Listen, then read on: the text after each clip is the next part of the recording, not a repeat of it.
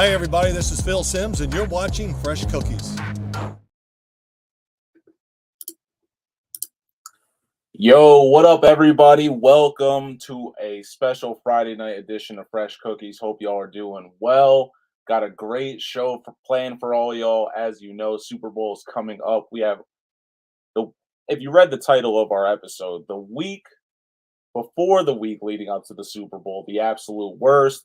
But we do have a great show planned, and we have a special guest joining us, the one and only Sean Miller, certified genius, betting whiz, Man U's ultimate fan. All right. Love that the chat's already going. Your Fresh Cookies, my sister, all up in here. Sean's a loyal Eagles fan. We'll get into that debacle, but getting into another group of birds that choked this past weekend, the Ravens. What are you doing, son? You're at home. AFC Championship game, Lamar Jackson with all the momentum in the world to be crowned the greatest right now. Absolutely just breaking hearts for the Baltimore area. But without further ado, let's bring in our guy, Sean Miller. By the way, I am not an Eagles fan. I am a Broncos fan, although I am kind of not an active Broncos fan right now because they stink. So, whoa! All right, so you just that's I don't like any of the Philly teams. It's weird. Like I grew up I was an Expos fan growing up. Supersonics, Broncos, North Carolina basketball, Florida State football, Manchester United. You're a Knowles fan? Yeah, big Florida State. Yeah, really? Yeah. So am I. I never knew that. Yeah. We used to go see them play when they played at the Meadowlands. They played at that kickoff classic all the time. We used to go to that all the time, but Florida State played in a lot. Florida State played in a lot for some reason. USC played in a lot for some reason. So we used to go all the time and see those games. But yeah, big Florida State guy. My guy actually now, one of the kids I coached when I was a Trenton Catholic, he runs the hospitality for Florida State football. So I told him, like, listen, Alex Michelle's his name. You got to get me down there and get me to a game, man. So absolutely, the undefeated season too. Yeah, we'll see. I had no idea. Yeah. No, it's they've just the last time when they won the title in 2013, we were watching it at. We didn't have anywhere to go to watch it. We went to Sandy's Beef Finale and watched it with a couple. There was about 10 people in there and watched it in there. So I had my Florida State flag running around the plate. Yeah. That's crazy, man. Yep. And for people who just don't know, I kind of like this view a little bit better. So for anybody who doesn't know, Sean's a fellow reporter. He's also, he corresponds for ESPN, does other things like that, but he's really, really big in the betting world. He's made a lot of money, and also, he's run a couple successful podcasts. We actually did one. RIP had a bet, but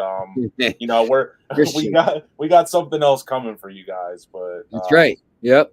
So hopefully that's what Sean's going to bring here. Is just he has so much knowledge, and when I talk about an expert in the game of soccer or football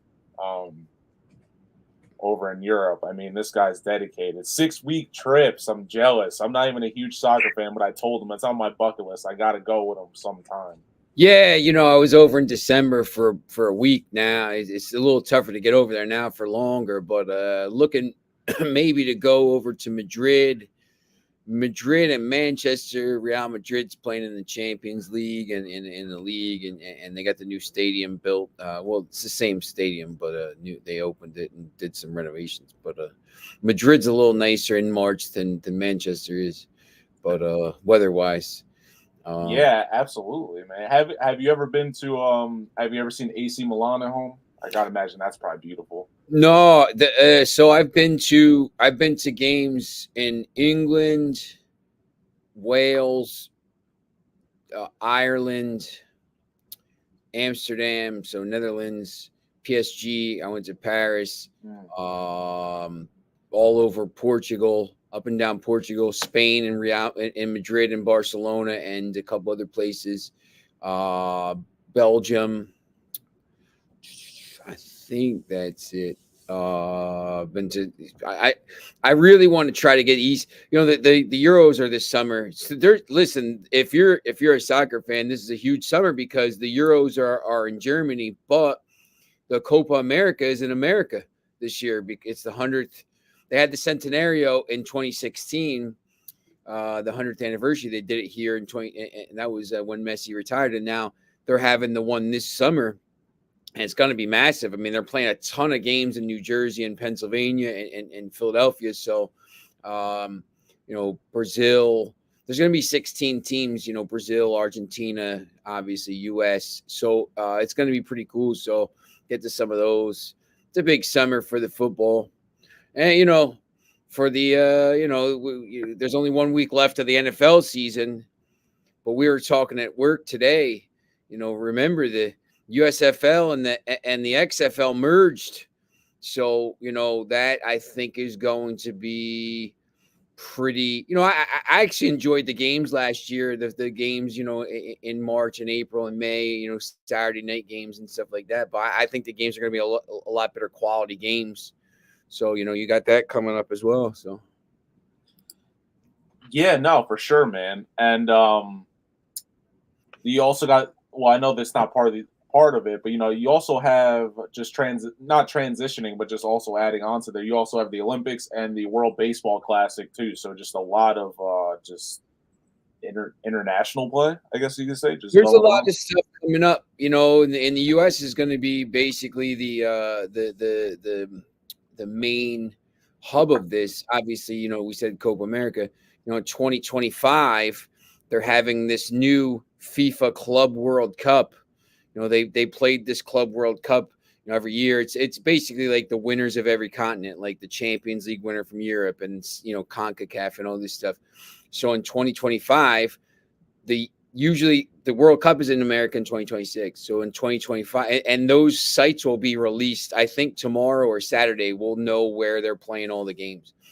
2025, they usually do this Confederations Cup or whatever they call it.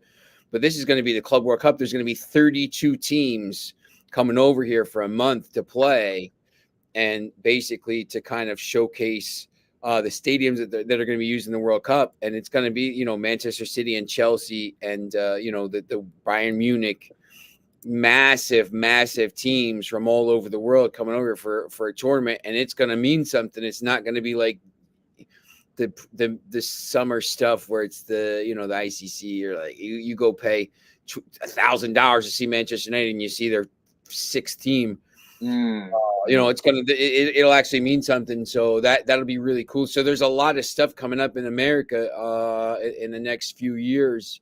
And I believe the Olympics are 2028 are in America as well. So in Los Angeles. So you know, there's a lot of things coming for if you're a sports fan over the next 4 years here. You said the Copa America Cup. That's here. That's the one that they're playing at MetLife. So they'll it's basically it's a South American championship. So okay, they did it they had a special. It used to be every 3 years. So they had it in 2015. Chile beat Argentina in penalties, and then they did a special 100th anniversary, and they did it in America in 2016.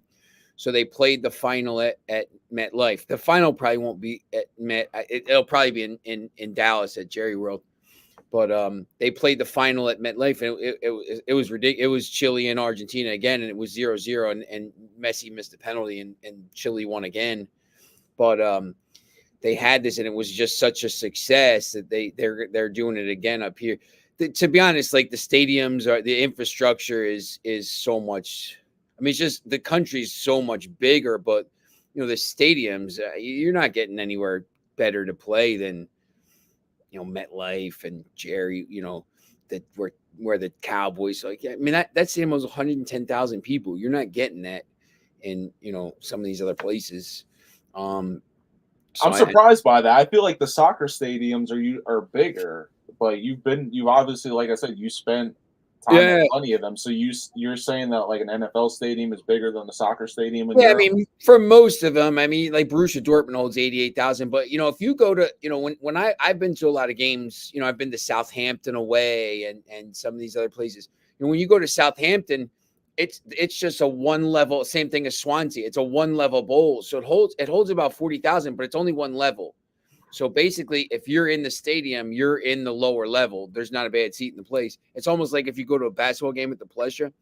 So there, Which I have been to. It's dark yeah, as you know shit, how like and you are sweating yeah, by halftime because you're right on top of somebody you're on else. top of yeah, exactly. I saw North Carolina play Penn there one year. I had seats like Nice. 205. I was like, oh man, I can't believe it. I was basically 3 rows from the court on second. Yeah, that's awesome.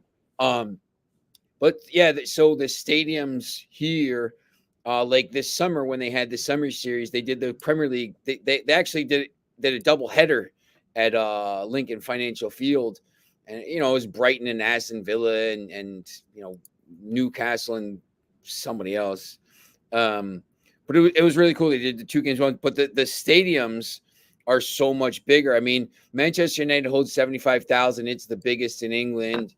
Arsenal's 60,000. Newcastle's maybe like 55, 58. Liverpool's 55, 58. So basically every stadium, the new Viking Stadium, the new, the one in Inglewood. I mean, these are all hold 100,000. So, the only issue with those is like, obviously, I don't know if you could play in Inglewood. It's turf, it's indoors, but, Phoenix obviously has the grass they pull out, and the Lincoln Financial Field is 67,000. Like that's a pretty good size. So yeah, it'll be pretty cool.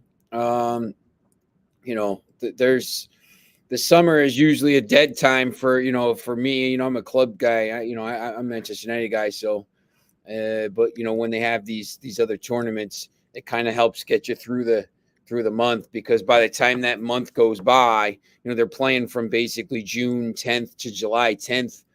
And it's over. They're back, and 3 weeks later you're playing games. So it never ends. I mean, it's not like baseball here where, people are begging for pitchers and catchers to come back, or, football where it's like, once the Super Bowl ends, man, there's the draft and there's the OTAs and all that stuff, but really there's no games until August. Or NBA, I mean, there's like 3 months off. NHL, it's never ending, but these other seasons, I mean, it just never ends. There's basically a game every day of the year. That's impressive, and that's probably why it's just enormous. Team everywhere. USA, East Coast Los says go Team USA. Yeah, I think it's gonna be a rough. That's my brother. I think it's gonna be a rough time. Well, you let us know. Did Team USA, the men's, did they even qualify this year? Yeah, they'll be in it. I mean, because they're here. I mean, you know what? They'll be okay. I mean, their group is okay. I mean, they'll probably get through. I mean, I don't. They can't win. I mean, they can't really win any of these tournaments yet. They're just not good enough to compete against, like in a World Cup. I mean, that World Cup final, Argentina and France was like really, really high level game. I mean, it was crazy. I went to penalties. It was 3-3. I mean, they're nowhere near that level. They're getting better though. The MLS is getting better. 10 years ago, I could compared it to, the 5th division in England and got hate mail for a month on NG.com, and I didn't even say it. It was my buddy Emmett Austin that said it. I went to Columbia with him, and he said it. And like, I got hate mail for a month. We were right, but it's gotten better. They've got a lot of people from Central America. They got some people coming in from Panama and El Salvador to play, and Costa Rica, and some people from South America. So the league has gotten better. It's gotten a little younger, but it's. That's coming back in a couple weeks. The MLS starts, I think, in like 3 weeks, which is crazy. But my guy Jim Williams, his brother, runs that whole broadcast on Apple TV, and obviously Messi's here, so that's high level, and Luis Suarez, so that the league will be high level again. People will be watching it, but it's pretty cool. I mean, it's you see. I was watching it, I forget where I was at, and the NFL game, or it was an Eagles game, and there's all, everybody's obviously an Eagles here, but like a lot of the younger kids had Messi jersey or something like this going to the game, and you see it. When I was at the Trenton Thunder, we would always see, like, around 2018, 2019, right before the pandemic. I mean, there was as many people in the stands with soccer jerseys as there were little kids with as baseball jerseys, and you're like, man, this is really blowing up now. So I think it's become one of these sports where it gets big, it gets higher ratings than hockey does. I know that. The Saturday games get huge ratings. Yeah, because they also tend to be in the like in the morning as well, just because in Europe you're usually 5 Yes. hours ahead. So I mean, like, I knock when they do the NFL games in Europe just because they're so much earlier. But I could imagine, I mean, if you have like a package or whatever, I'm sure you're looped in. But if I don't know if it's NBC or whoever, but like I know when they start showing some of those Premier League games, I can imagine if you're waiting for that shit and you just What the thing is, that there's people like, when I was the soccer, I don't know people, I was a soccer coach at Trenton Catholic for 4 years. And, my athletic director, Mark Eckel, huge NFL guy, Eagles guy, covered the Eagles. He's, soccer. By the time he's done, now he likes Manchester United. Now he's a big soccer fan. Because he watched it and saw, we were very good, and we moved, we were quick and stuff like that. So he kind of saw that the game was good. But, I think, what one thing that these people do say, some of the fans that have come in, some of the older fans that have started to watch it, and you're like, they sit down and watch, like, if you watch that Manchester United Wolves game yesterday, it was 4-3. It was a crazy, crazy game. But what they'll say is, if I sit down at 10 o'clock on USA to watch the game, I know by 12 I can be out the door doing my errands.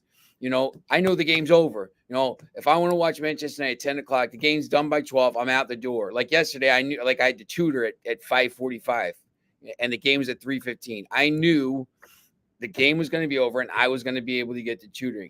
Like, in the afternoon, same thing, and the other thing is, it's in the mornings, like you said, like, you can get up, watch a morning 10 to 12, and your day's like, all right, now I still got the rest of the day. I think sometimes, baseball in particular, until they change these rules, I mean, you sit down and watch a game, a Yankees Red Sox game, you don't know, you could be there for 4 hours watching the game. It's it takes forever. They've done some things to speed it up, which I think they had to do, because these younger fans, the attention span is just yeah, everybody. You know what it is, man. I'm like, it's the attention span that's just no like, one wants to sit there for 4 hours and watch a baseball game. It's like watching paint dry. And I played baseball in college. I coached, but it's, they had to do something. That's the thing.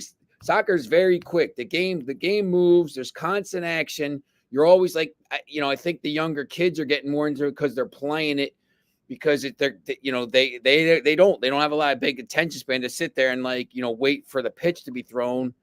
So they're moving. Lacrosse, the same thing, is getting bigger. I think these games where you're constantly moving, these kids are being drawn towards them because they can't sit still. Yeah, absolutely. You know what? And just so people know, so just to let you know, Sean's about business. He's standing on business. I'm just I'll pull up right here. Where was this one at? That's Manchester United. Okay. Yeah. That was from was that from December? Yeah, it says December of 2023. Yeah, that was that might have been the Bournemouth game. Marissa Barbosa, fresh cookies. Yeah, I think that was the Bournemouth game. So yeah, I try to get to as many games as I can. I haven't been able to get to as many since I started working full time, but last year I was at the Carabao Cup final. I saw Manchester United win a trophy. First time I've done that in a long time. They haven't won a lot of trophies, but I say that's outside the stadium, right? Yeah. There's the night games. The night games are really cool. I mean, look, the cool thing about when you go to an NFL game, you go and you tailgate. You do excuse me, you basically do the same thing at these games, but you do it at bars. Around the stadium, there's a bunch of bars. There's one right across the road. It's called Hotel Football. It's owned by all the ex-players like Gary Neville and Paul Scholes. Wow. Yeah, and they're in there before the match. They're hanging out. And there's all these, all different places around. So you go up there and you hang out before the match, and the night matches are really cool. Manchester is a really cool city, even though it's it rains all the time. It's a pretty cool city, and it's a great. I've been there. I've been to probably 125, 130 games in Manchester, and like every time you Wow. kind of, I don't know if you've ever been to a game at the Dean Dome in North Carolina. Like the first time you go, you're walking down, you come down the street and you start walking down, and at the bottom of the hill is this giant, the Dean Dome is massive. It's bigger than the Sixers Stadium. Wow. You like walk down a hill. So when you're going to Manchester, you're kind of like walking down this way, and you see it like kind of coming out of the sky and stuff. So it's a really cool, every time you go. And when you go to Luton or Bournemouth, like Bournemouth Stadium only holds like 13 or 14,000, maybe 15,000. Fulham only holds 20. So and it's in the middle of a neighborhood. Like you're walking through, like some guy's house is right there. And then all of a sudden there's the stadium. It's right there. You can see when they show them walking in, there's like houses next door. And at Manchester United as well, there's houses right next door. Like you can live right next to the stadium. So it's not like some of the stadiums that are in the middle of nowhere in America. It's part of the town. And that's how it is in Spain and Portugal as well.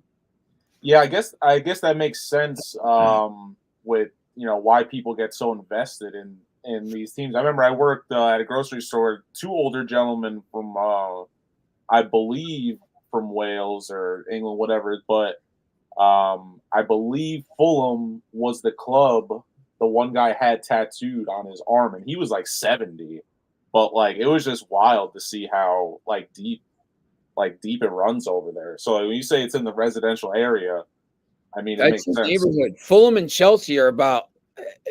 It'd be like if the Eagles, like I can't even it'd be almost like if the Eagles and the Phillies were like rivals. Like the stadiums are about 5 minutes apart. Like Manchester, same thing. I mean, obviously there's New York, the Mets and the thing, but I feel like the cities are a lot smaller there. Madrid obviously is a little bit bigger, but in Portugal, Benfica and Lisbon, Benfica and Sporting are about 10 minutes apart. I mean, 5 minutes by car. So, I feel like you don't get that here. Like you don't get as much of that where it's like neighborhoods. The teams are pretty spread out, but yeah, I will say, every time I go over there, they're always asking me about, football, like NFL and college. NFL's been getting big because obviously they play over there, but people are starting to get into the college football now because they started watching the NFL, and they want something to watch on Saturdays, and the NBA is pretty big, and the American baseball not as much, but the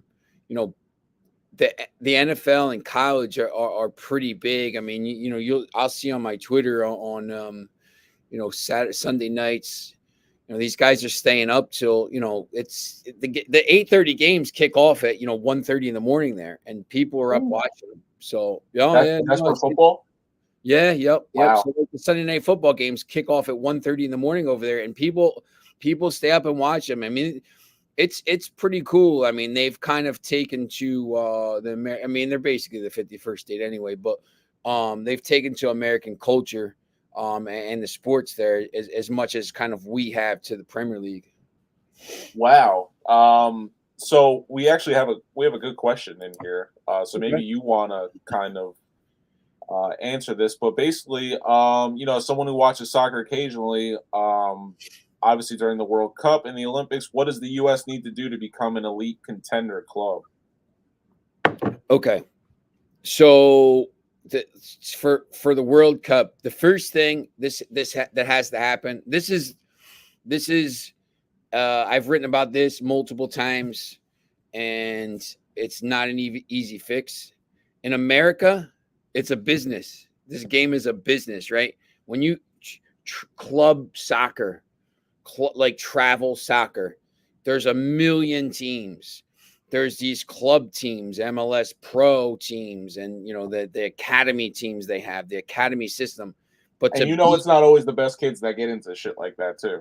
It's not. I mean, to be honest, like, look, when my kids at Trenton Catholic were kids from Trenton. I mean, I would drop these kids off in Trenton, and I had to have somebody in the car with me when I dropped off the one kid, because he lived like in the middle of an open air drug market.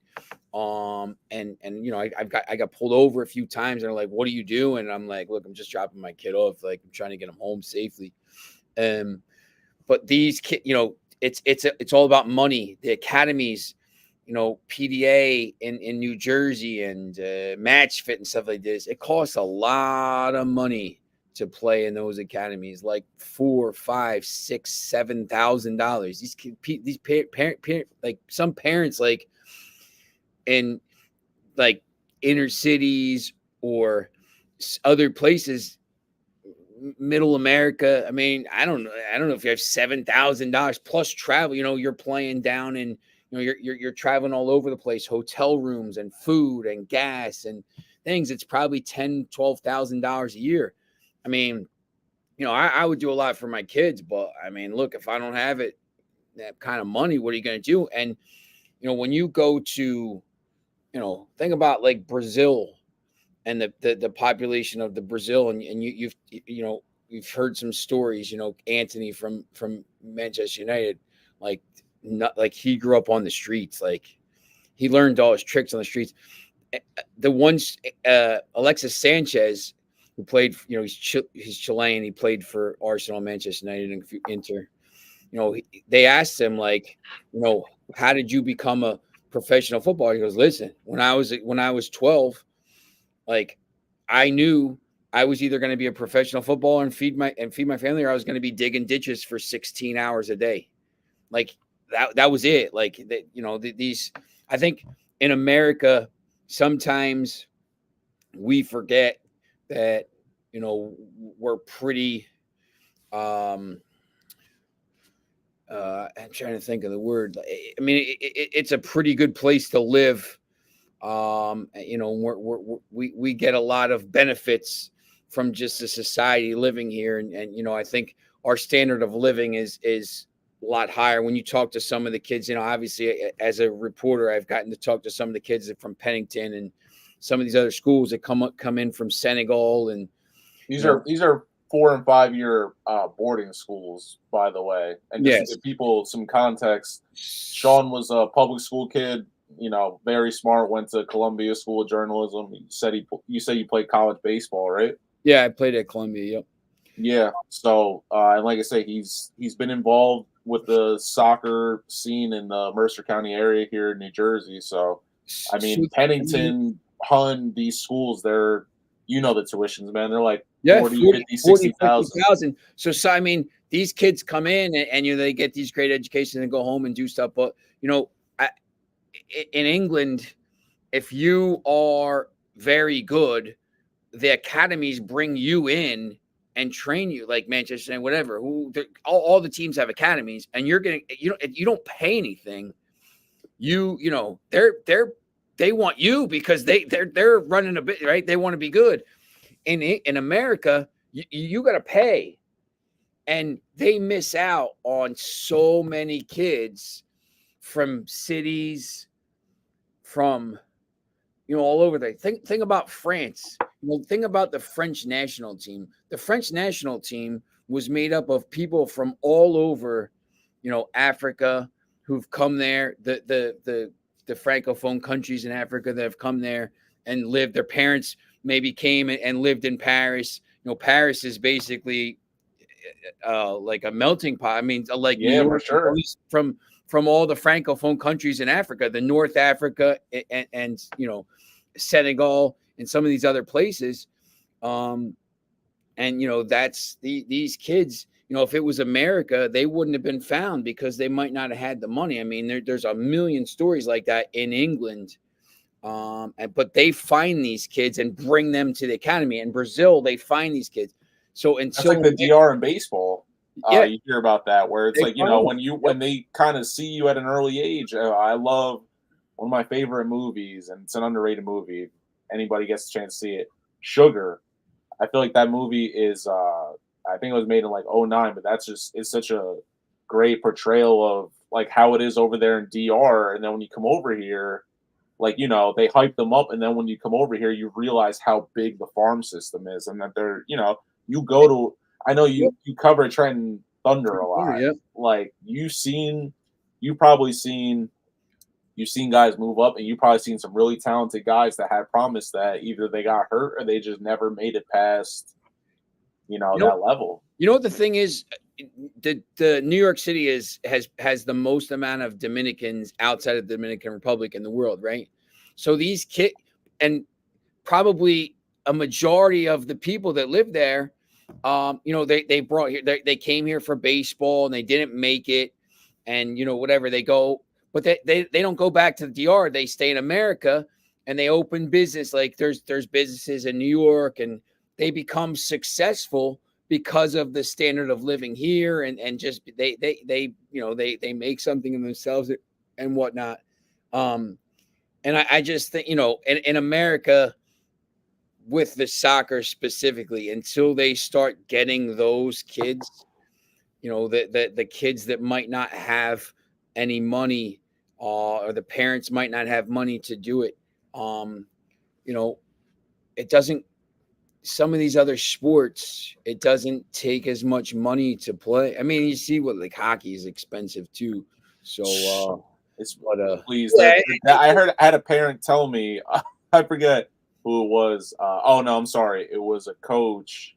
I guess he was working like the score table for the high school game. He's like, oh, I used to coach all these kids, and he's like, this kid, I made him want to play goalie, and his dad never lets me forget it. Your kid wants to play goalie in hockey. I remember I had a teacher, same thing with her son. She's like, it's like a death sentence. It's like $1,000 right off the bat, like that. Oh, my one of my good friends' kids is a goaltender, and just the equipment alone and the training and stuff like that. But it's the same thing. Hockey's, because there's not enough rinks. You have to pay. The ice time isn't very cheap. So like the travel teams aren't cheap. And the hours are ass. They have to pay for the ice time and stuff like that, and it's the same thing. Like, so I think at some point maybe they'll get better, but until they fix the system, the academy system is broken. It's just pay to play, and it's all about money here, and it's how everything is here.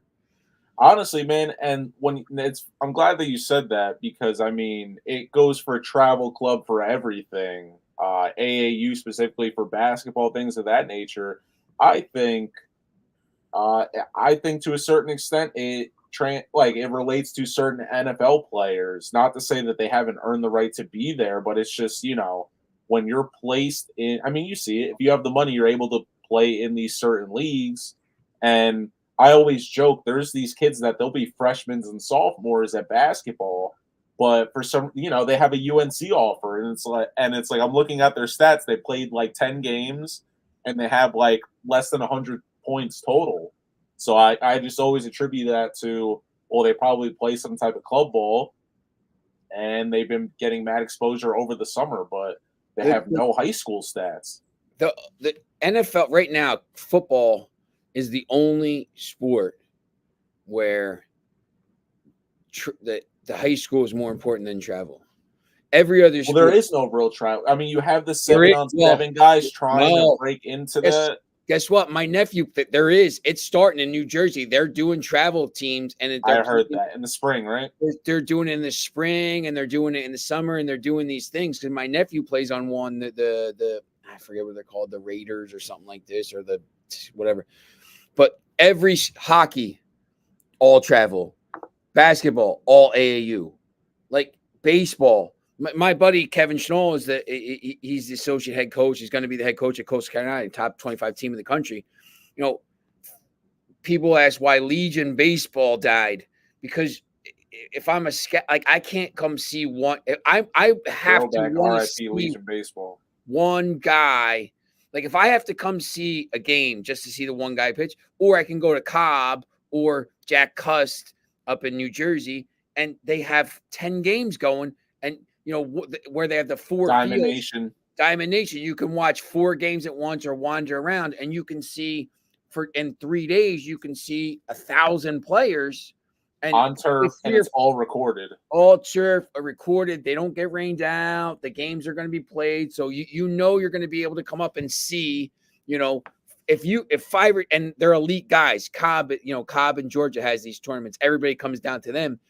So in high school basketball, like I know this tournament that they're doing it, the thing up at Metro. Yeah, I mean it's great. Which my company is banned from, by the way. Wow.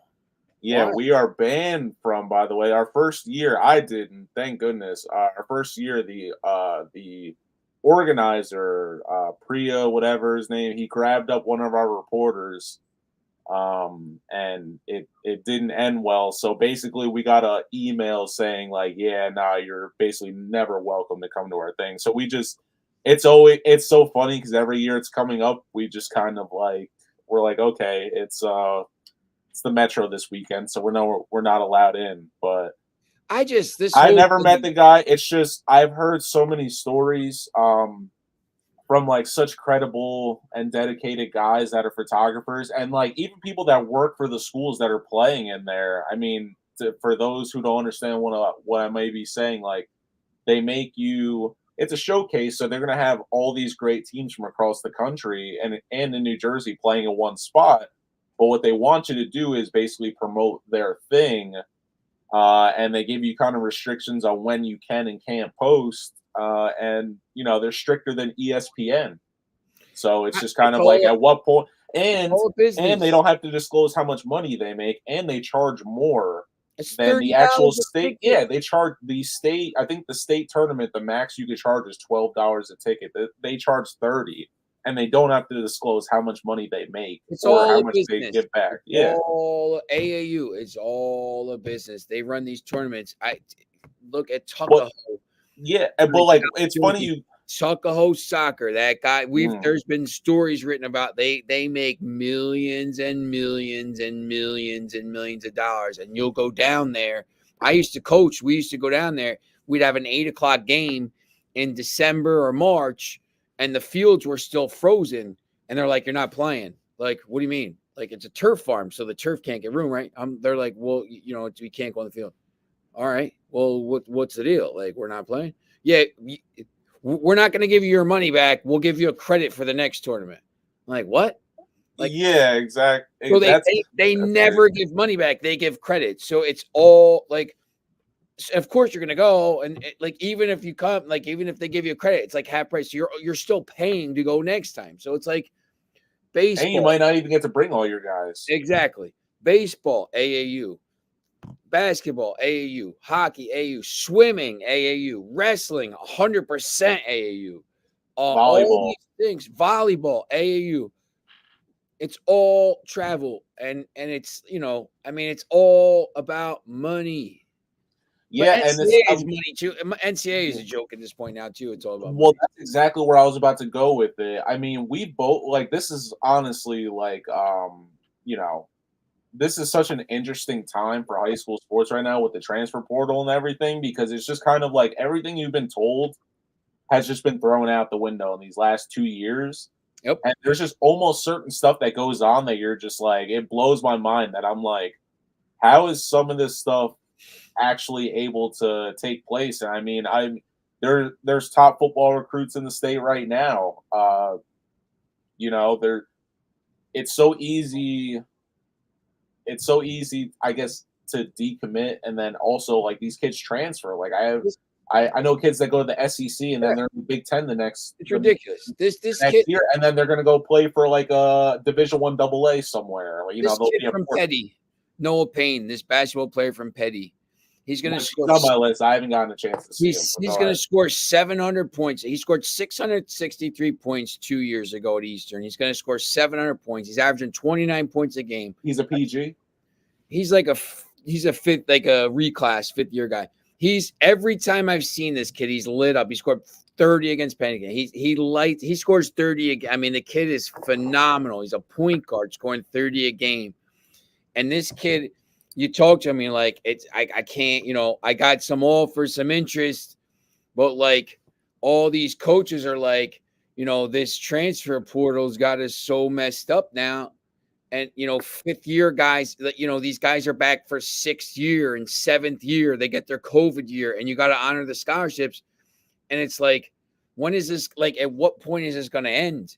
Like, there's guys. COVID year, for everybody know, everybody got an extra year for COVID. So, I mean, we literally have people, and you see all the kid from Oklahoma football. We literally have people that have been playing college sports for like 8 years. Some guy got it just a 9th year. The guy from Miami, like, look, man, why are you playing college football for 9 years? Like, I guess whatever, but like, go, like, what? And they're making more. It's crazy. I saw there was like a significant number of players that were making more than Brock Purdy. That's crazy. This guy's going to the Super Bowl. Like, I know he's not a big household name, but like, it's insane that you can just go down to I don't even know if I don't know how true the Saban stuff was, if they really didn't really pay players that well. But like, if you go down south, I mean, listen, I've had people that work down there covered SEC football, and people get dressed up to the nines to go sweat in 90-degree weather to go watch Alabama and Ole Miss go at it for the whatever time.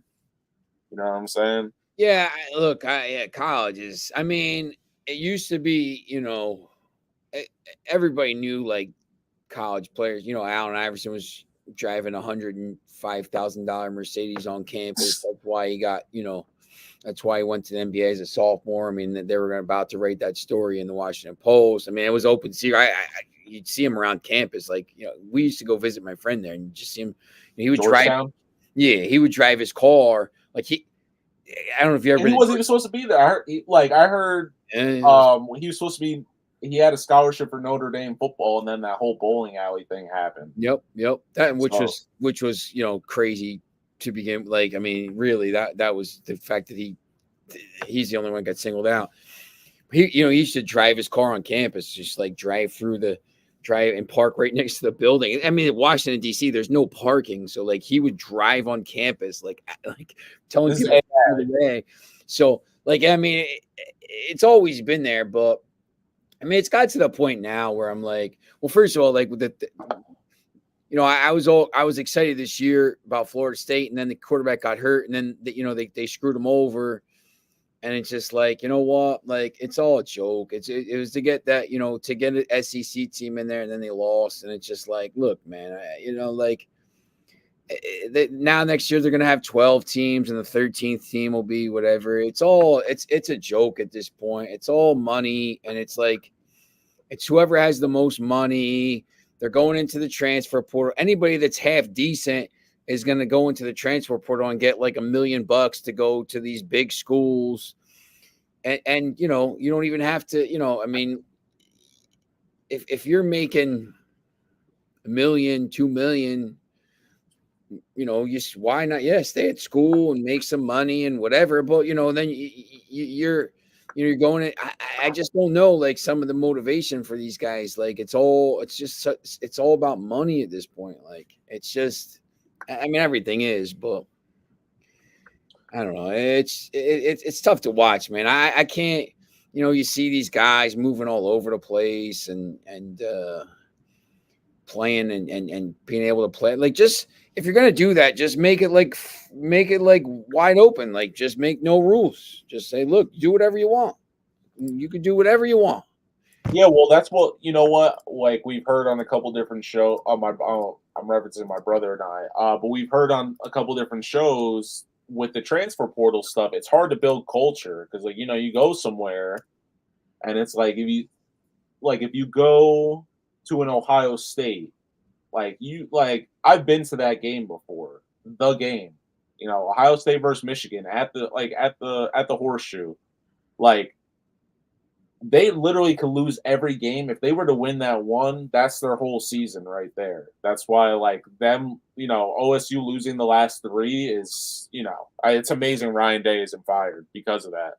But, like, you have that sort of tradition, and then you go somewhere else, if you go to Oregon, and then it's like your big game is Oregon versus Washington, or you go to Notre Dame, and it's whatever, it's SC, but like it's hard like to keep bouncing around from place to place and feel that sense of like pride almost. I don't know. Like when you see like people like Jalen Ramsey and Jameis Winston in the league right now, I mean, maybe this wasn't their best years, but like I don't know, like they still like remnants of that team still kind of like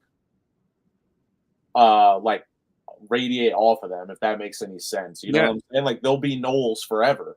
Yep. Like I wouldn't see that, like they didn't transfer or anything. Like I wouldn't see them as just like, they'll have their NFL careers, but I'll always remember them for that, those two special years at Florida State. Yep. And now it's like, I mean, you got these guys that are playing at their third college in 3 years, and you're like, what? Like, I just don't. I mean, there's no.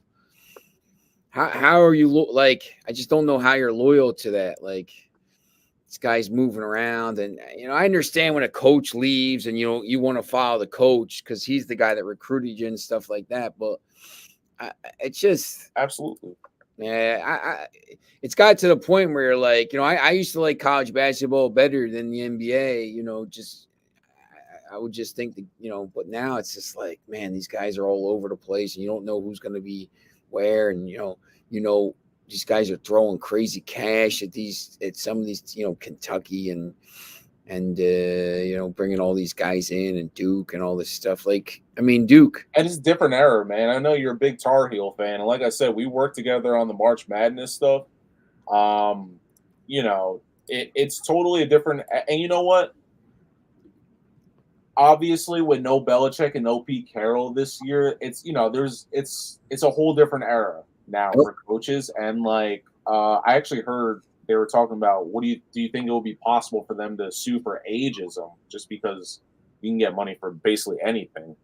But no Coach K, no Roy Williams, like it's a completely different era, and obviously, like you're just seeing a different type of player. Maybe not. I don't want to say not as dedicated, but maybe the game just doesn't hit the same. That's the only way I could put it. Yeah, I agree. I do think like it's cool seeing coach like the Dolphins guy, the young guy coming in there with high energy, and you see these young guys doing well at some of these schools, and McVay in Los Angeles, he's still pretty young. Maybe he's 40. With new ideas and fresh ideas and stuff like that. And I think, sometimes that's what the league needs, these younger guys to succeed so that, instead of hiring Ron Rivera for the 6th franchise or whatever, after he just had that, like, look, I'm going to try to bring in a new guy, a young coordinator who's, 37, 38, who's doing great things, and give these guys some chances and see if we can evolve the league a little bit. I always think that's pretty cool. It's interesting though, because, I can't imagine someone wouldn't want Belichick, but, I don't know. I mean, what's, where's he going to go? Yeah, no, and you know what? I mean, it's also so much more than the coaching thing, because I can imagine, it's no secret that he's resumed GM duties, and I'm not sure if Andy Reid still has that kind of control, but, it just in conversations I've had, I don't think we'll ever see a coach get that kind of autonomy again, where you can just I just think there's so much at stake now that like a franchise couldn't be like, listen, we can't give one guy a job that's really for 3 people. That's too much money. As good as you are.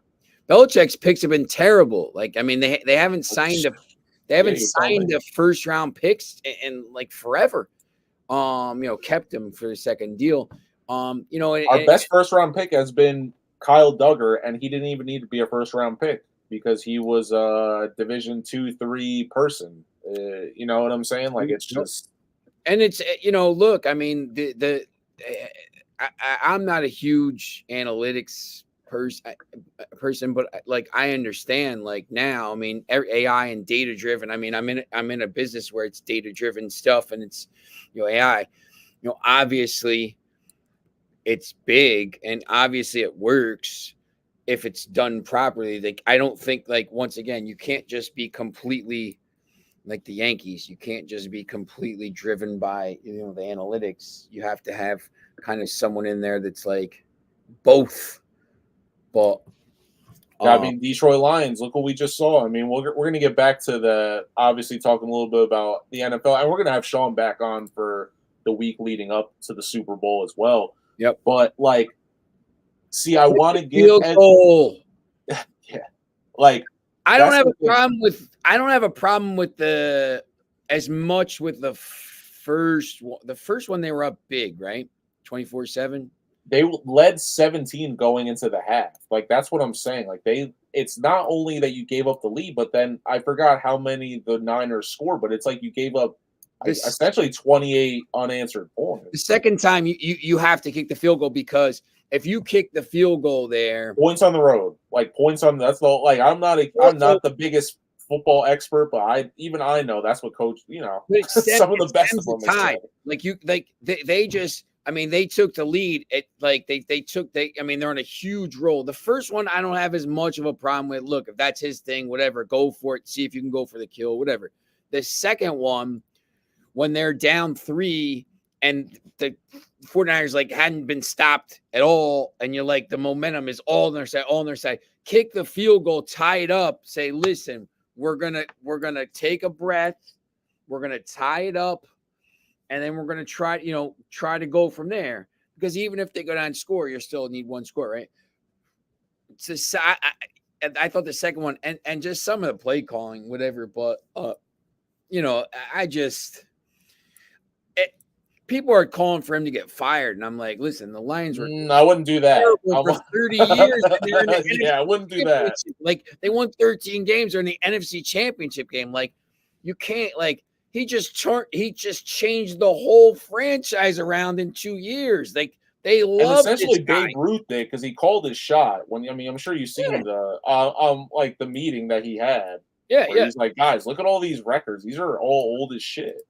It's all like you can't like he changed the whole like the Lions were terrible for a year, terrible 9-8 last year, and then 13 before they get to the NFC Championship game, and they lost to a better team. I vividly remember the 0-16 season. Like, Sports Center, my wish was real big that summer. Yeah. Or that year. Yeah. The 0-16 Lions that's insane. Yeah. Look, and they're going to be better next year. It's a new era. Los. It's most definitely a new era, and he agrees. Transfer portal. The transfer portal. I mean, I feel bad for these.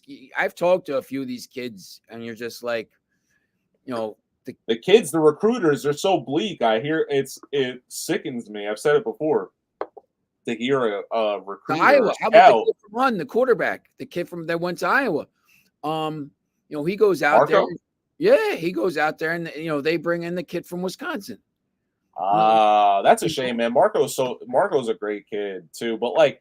I heard a college coach say that they were just like, well, we really don't even recruit high school kids anymore. We're basically looking at them as backups when they don't get their transfer portal kids, which is insane. What? Portal kids. And the portal kids right now, you're getting the portal kids and whatever, and these other kids are just sitting around waiting to find out what they're going to do. And it's just like, it's ruined. If you're not a 5-star guy, it's almost like, who's going to end up benefiting? These kids don't want to hear that shit either. They just and I think who's going to end up benefiting from these D2 schools, because the D2 schools give full scholarships, and some of them are pretty good, and they'll take kids later, and you'll be like, listen, I tell these kids all the time, like a couple of the basketball kids, I'm like, kid from Petty's, like, Yeah, I'm looking at, Western New Wesleyan. I'm like, that's D2, right? And he's like, yeah. I'm like, you're getting full ride? Yeah. I'm like, look, if you're going to school for free, go. Like, that's great. Like, so I think the D2 schools are going to get benefit from this because they'll wait longer for these kids. And, And they'll also get some good talent. yep. Not even Yeah. because like I said, like the transfer portal essentially, I mean, I haven't heard nobody say this, but I attribute it basically to like a DM system where it's just like um you know what I'm saying? Like you just basically like these schools almost have like their pick of the litter where it's just kind of like they have these kids all laid out. Or Yeah, it's maybe I all don't want to say like a dating app, but it's just like it's just laid out for like they could just kind of pick and choose they can like, choose who oh, they I want like this, in this. I like this kid, like we'll see how it works out. So it kind of takes like the recruiting and like I don't know, it just takes all that kind of just like lore of like trying to go out there and scout and find the kid. You know what I'm saying? Yeah, it's look, it's a And I joke. think listen, I think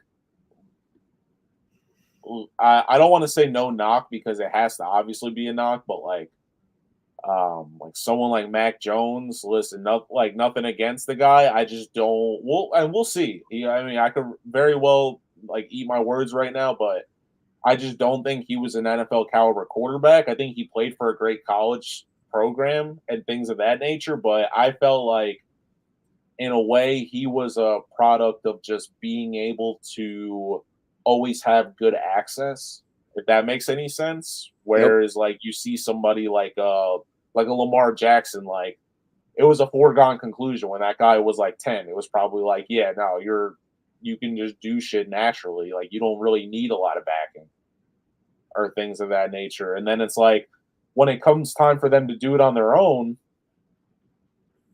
I mean, they look so lost. And I hear coaches talk about this all the time, like how the game changes in terms of just them not having to remember plays and stuff like that because they can just hold up a card. Yeah, And like it's it is true, it kind of takes away from having that responsibility of having to remember something or just critical thinking.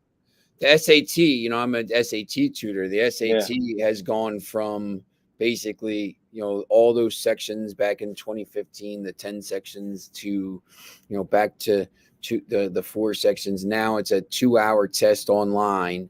And, they've basically made it, I mean, it's, Online?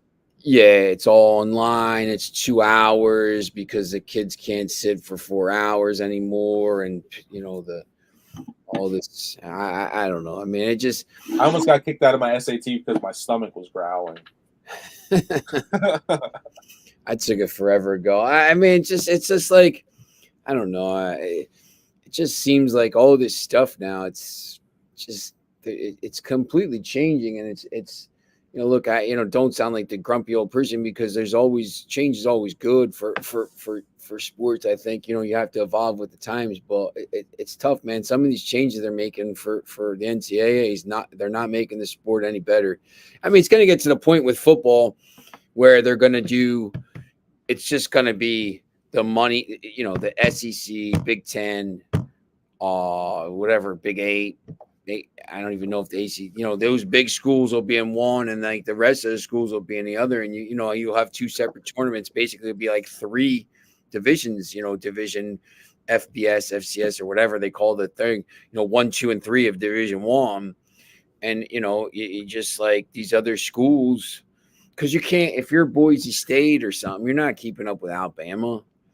If you're these school, and I don't Texas A&M, who was, let's be honest, wasn't even very good, but they just had the money to compete. Yeah, I don't know that you want to be honest. I mean, look, I mean, when you start, I mean, it gets to a point you're like, man, they're throwing all this money around. And like, man, you could feed a lot of people with that kind of money, or you could, there's a lot of services in the state because the public schools that these people work for the state. And, if I'm somebody saying like, man, you're paying this guy $10 million, man, you could do a year, for 6 years, man, $60 million, you could do a lot of stuff around the state for $60 million. So people, I think at some point, like it's gonna get to like a critical mass, and people are gonna be like, look, we got to slow this down. Yeah, no, and just kind of going off the theme, we're going to transition a little bit into the NFL here. And like I said, Sean's going to be back we're going to do a couple shows leading up to the Super Bowl. We kind of talked about it before. Listen, you've seen, I'll just ask you this right now. And, I hate to put you on the spot, but if you had to, your who would you say your top 3 NBA players all time are before I get into this next segment? NBA? Oh, Michael Jordan.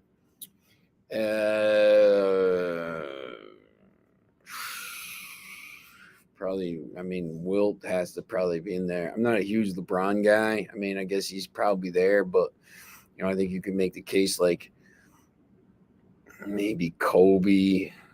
Michael's number 1. Okay, that's basically what I wanted to know. Nobody's better than that guy. Yeah, and I'll be honest with you, I didn't get to see Michael in live in person. So all my stuff is purely based off of highlights and things. But he's still my number 1. So I just don't think the new the new age kids and stuff like that. Now they'll say Shai Gilgeous or something like this, but like I just. When you compare Michael Jordan to like LeBron, I just don't think LeBron has the same, they're both really, really talented. Like LeBron's a freak athlete, but like Michael Jordan was just like the most competitive person you ever met. Like he didn't want to lose to anything. Like you saw, the show, the episodes on. It was just crazy. Just like I took that as a slight. Like he just took everything and used it. And I don't think LeBron's mentality is that. Like he's very good. To me, Michael Jordan is better because his mentality was just better. And like Kobe Bryant had that mentality. I think Kobe was just like. He's like a killer. These guys just, it was amazing. And the other thing is too, like Michael Jordan just, and who knows why? There's all these reasons why he left. It's pretty obvious, like probably why he left. It's something to do with gambling or whatever. But he went and played AA baseball, and he hit like 230 or something. Like. You know how hard it wasn't as bad as I thought. You know how hard it is to hit 230 in AA against that pitching. Like I see the Trenton Thunder pitches; those guys are filthy. And AA used to be where all the studs were in the South too. Like I played Division I, like I couldn't hit 230 in AA. These guys are throwing sliders that are breaking off the table. Like he hadn't played baseball in like forever, and he went and he just like He hit home runs. Like he hit home runs. Like he hit like 4 of them. But like, if you took some guy out of the, if you took like, you see these pictures of like, you ever see like them throwing out the first pitch and the basketball play and it goes into the stands. Like it's a completely different sport. Like a completely different skill set. Like he was just a freak athlete. They say that about Ronaldo. Like he could have been a point guard, he could have been a baseball player, could have been whatever, football player, whatever he wanted. Some of these, he's got like a 46-inch vertical. He's just a freak. Wherever, if he was in America, he probably would have been a point guard or something like this, or he would have been a safety or something. But you just get these guys that are just freak athletes. But yeah, Michael, to me, he's the best. Just going on, just because we got some Mets fans up in here, just one of the greatest first pitches in history, coming courtesy of none other than Mr. Curtis Jackson, 50 Cent. Just let's rewind that a little bit. This look at him. He Curtis. He looks athletic to me. Like he's jacked. Like my dude, like he's a boxer. He's a boxer. He's athletic, right? It's like he couldn't look at that pitch. It's hard, man. Baseball's hard like that. It's funny, but I always say, like, you could be the most freak athlete, but baseball is purely on skill. Like, if you could run 40 miles an hour, but if you can't hit that, like you said, you can't hit a curveball, like, you ain't shit in the That's sport. right. Yeah, no, look, man, That's why I give Dion a lot of credit. Where I'm like, listen, man, we always talk about Bo, and listen, Bo Jackson, one of the greatest athletes to go, but like seriously, like for Prime to play at the level he was Dude, at, he was good, man. He was good. He led the league in triples. Like, I mean, he was that's fine, insane. man. Bo Jackson was Bo Jackson was good, man. Danny Ainge was good, man. Danny Ainge played for the Blue Jays. I mean, Danny Ainge. guys, man. Yeah, Danny Ainge was a two-sport guy. A lot of people don't know that. Like, I mean, he was, there were some pretty good guys that played the two professional sports is ridiculous. There's a great story about Dion when he was at college, because he obviously played. Shout out to the Knowles. In the NFL, he played in the NFL, and he played in MLB. But they were playing a baseball doubleheader at Clemson, and the track and the ACC track championships were at Clemson. So in between games, he ran over and joined the 4x100, and then I think they finished second. But he in between games, he ran in his baseball cleats and did that, and then went back and think. So he was really a 3-sport star in college, which is absolutely ridiculous. So yeah, that's Jackie Robinson status right there. Yeah. A lot of people don't give Jackie his credit. I mean, he was Jim Thorpe. UCLA, Jim Thorpe. Yeah, I think Jackie might have been UCLA or USC. I can't remember which UCLA. one. Yeah, that's incredible though, man. I just recently now, you don't even see, but this going back to all this stuff. You don't like these kids. They don't play. They play one sport. I see these kids. I'm like, I talked to Tony Racioppi, right, the quarterback coach at Hunt, who's also Kenny Pickett and Tommy DeVito's pro quarterback coach. Yep. That I asked him. I said, just some free knowledge for any player or coach watching out there right now. What's like the best advice you can give? And he was like, play more than one sport. He's like, I never understand why like people say, stick to one sport. He goes, you learn different movements from different sports. And if you ever watch this guy's quarterbacks from his up and coming guys, not even just Kenny Pickett and Tommy DeVito, they all kind of run the same with this I can't even it's like a sprinter, but just like a sense of urgency, and you could tell it's because all his kids like kind of have.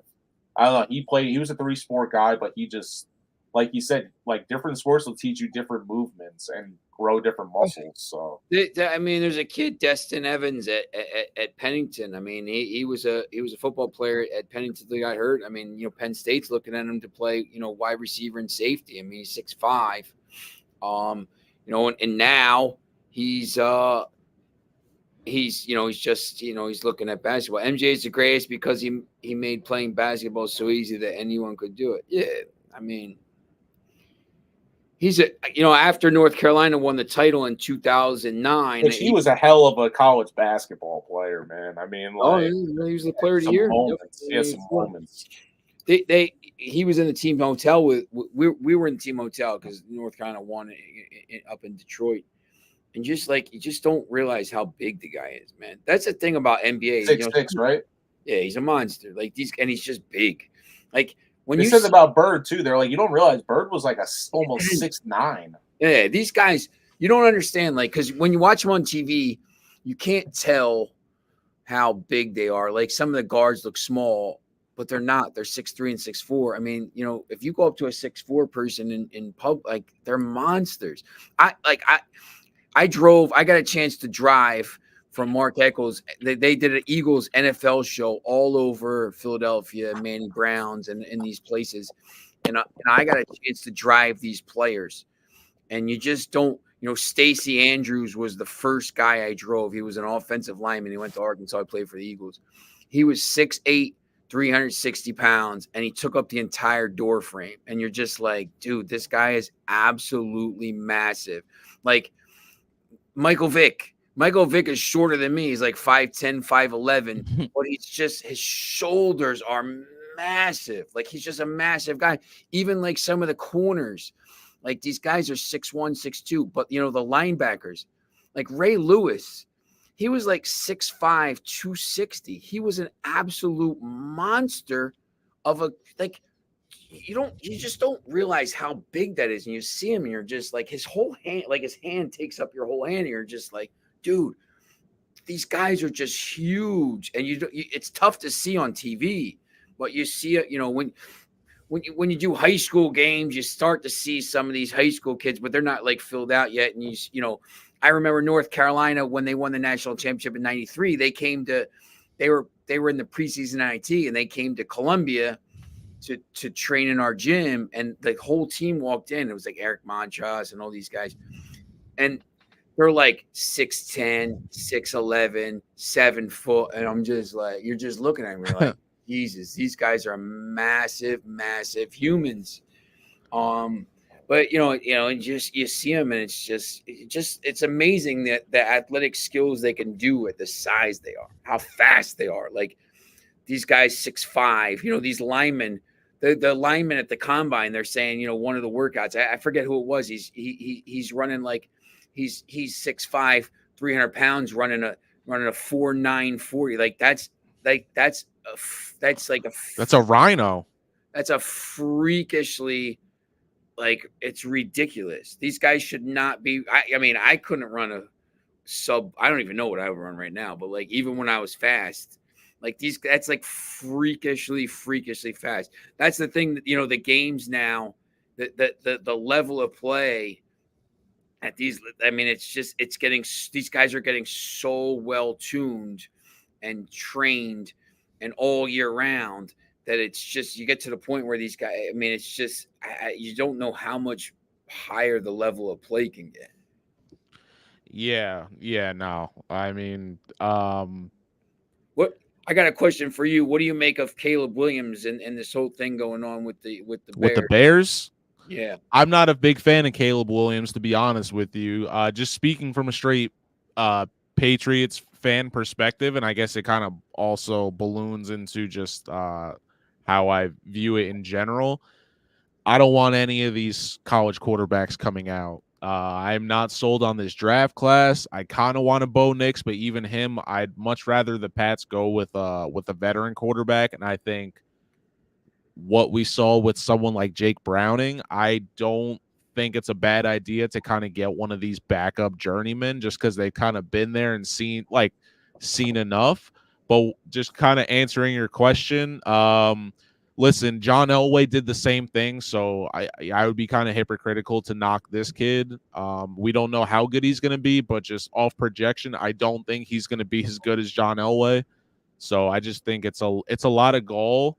But like we've been talking about with the transfer portal and these other things, I'm really not surprised if that makes any sense. Yeah, it's interesting because I think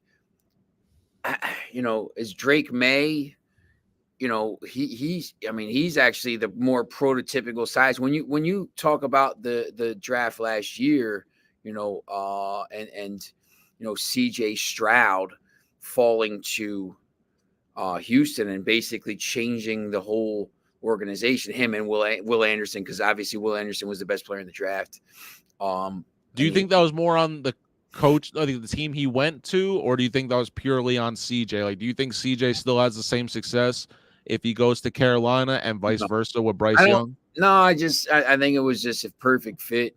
But I do think Stroud is probably better suited at the level. I mean, you kind of, which is surprising for an OSU quarterback. He might be the first one ever. Yeah, Bryce Young is I mean, Kyler Murray's been good in the pros. Like people kind of you like Kyler? I'm not a big Kyler Murray fan. He's had a couple years, but he's small. He gets injured.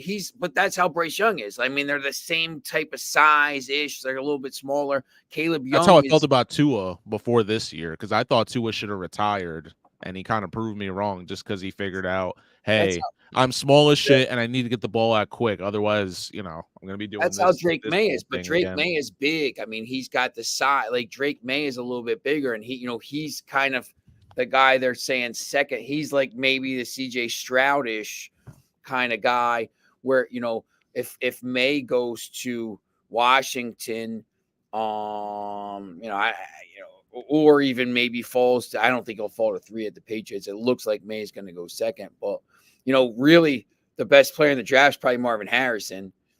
Who I want the Patriots to take with the 3rd overall pick, which is why I said I think we should just forego on these college quarterbacks. I want to see one of my first kids I covered, Devin Leary. He'll be entering the draft as well. So I hope he finds a home. I don't know really where he would fit. I mean, maybe like an Indy, because I don't think Anthony Richardson honestly is going to last that long. But yeah, I'm not really impressed with a lot of these college quarterbacks coming out of this draft. I would more lean towards skill players. And after everything we've seen with running backs, I mean, why wouldn't you draft a couple young running backs and just develop them if you're gonna toss them after 2-3 years? Yeah, I just I'm not. I don't know about Jaden Daniels. Like, I don't know, what his ceiling is. I know, Burrows was really good, and he's been good, but he's banged up a little bit. So, that I do know that you can't miss on these. But here's the thing, where was Mr. Irrelevant drafted? The San Francisco 49ers quarterback. He was the last pick of the draft. You can find these guys. I mean, all these guys are good. Like, let's be honest. Like, I mean, these guys are all good players. I mean, it's just even Will Levis. Like, we were talking about big quarterbacks. I didn't realize how big Will Levis was until they played that Monday night game versus the Dolphins. I mean, dude is. Did you ever see the picture of me with Devin Leary? No, I didn't even know you and Devin had a picture together. So I'm not. I'll send it to you. So he's where is he? He's from the Shore, right?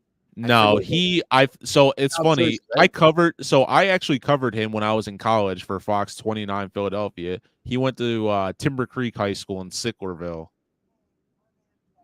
Okay, that's right. So we're down at the beach. He played for Hinson, the current Camden head coach who was at Rutgers for a little bit. Good guy.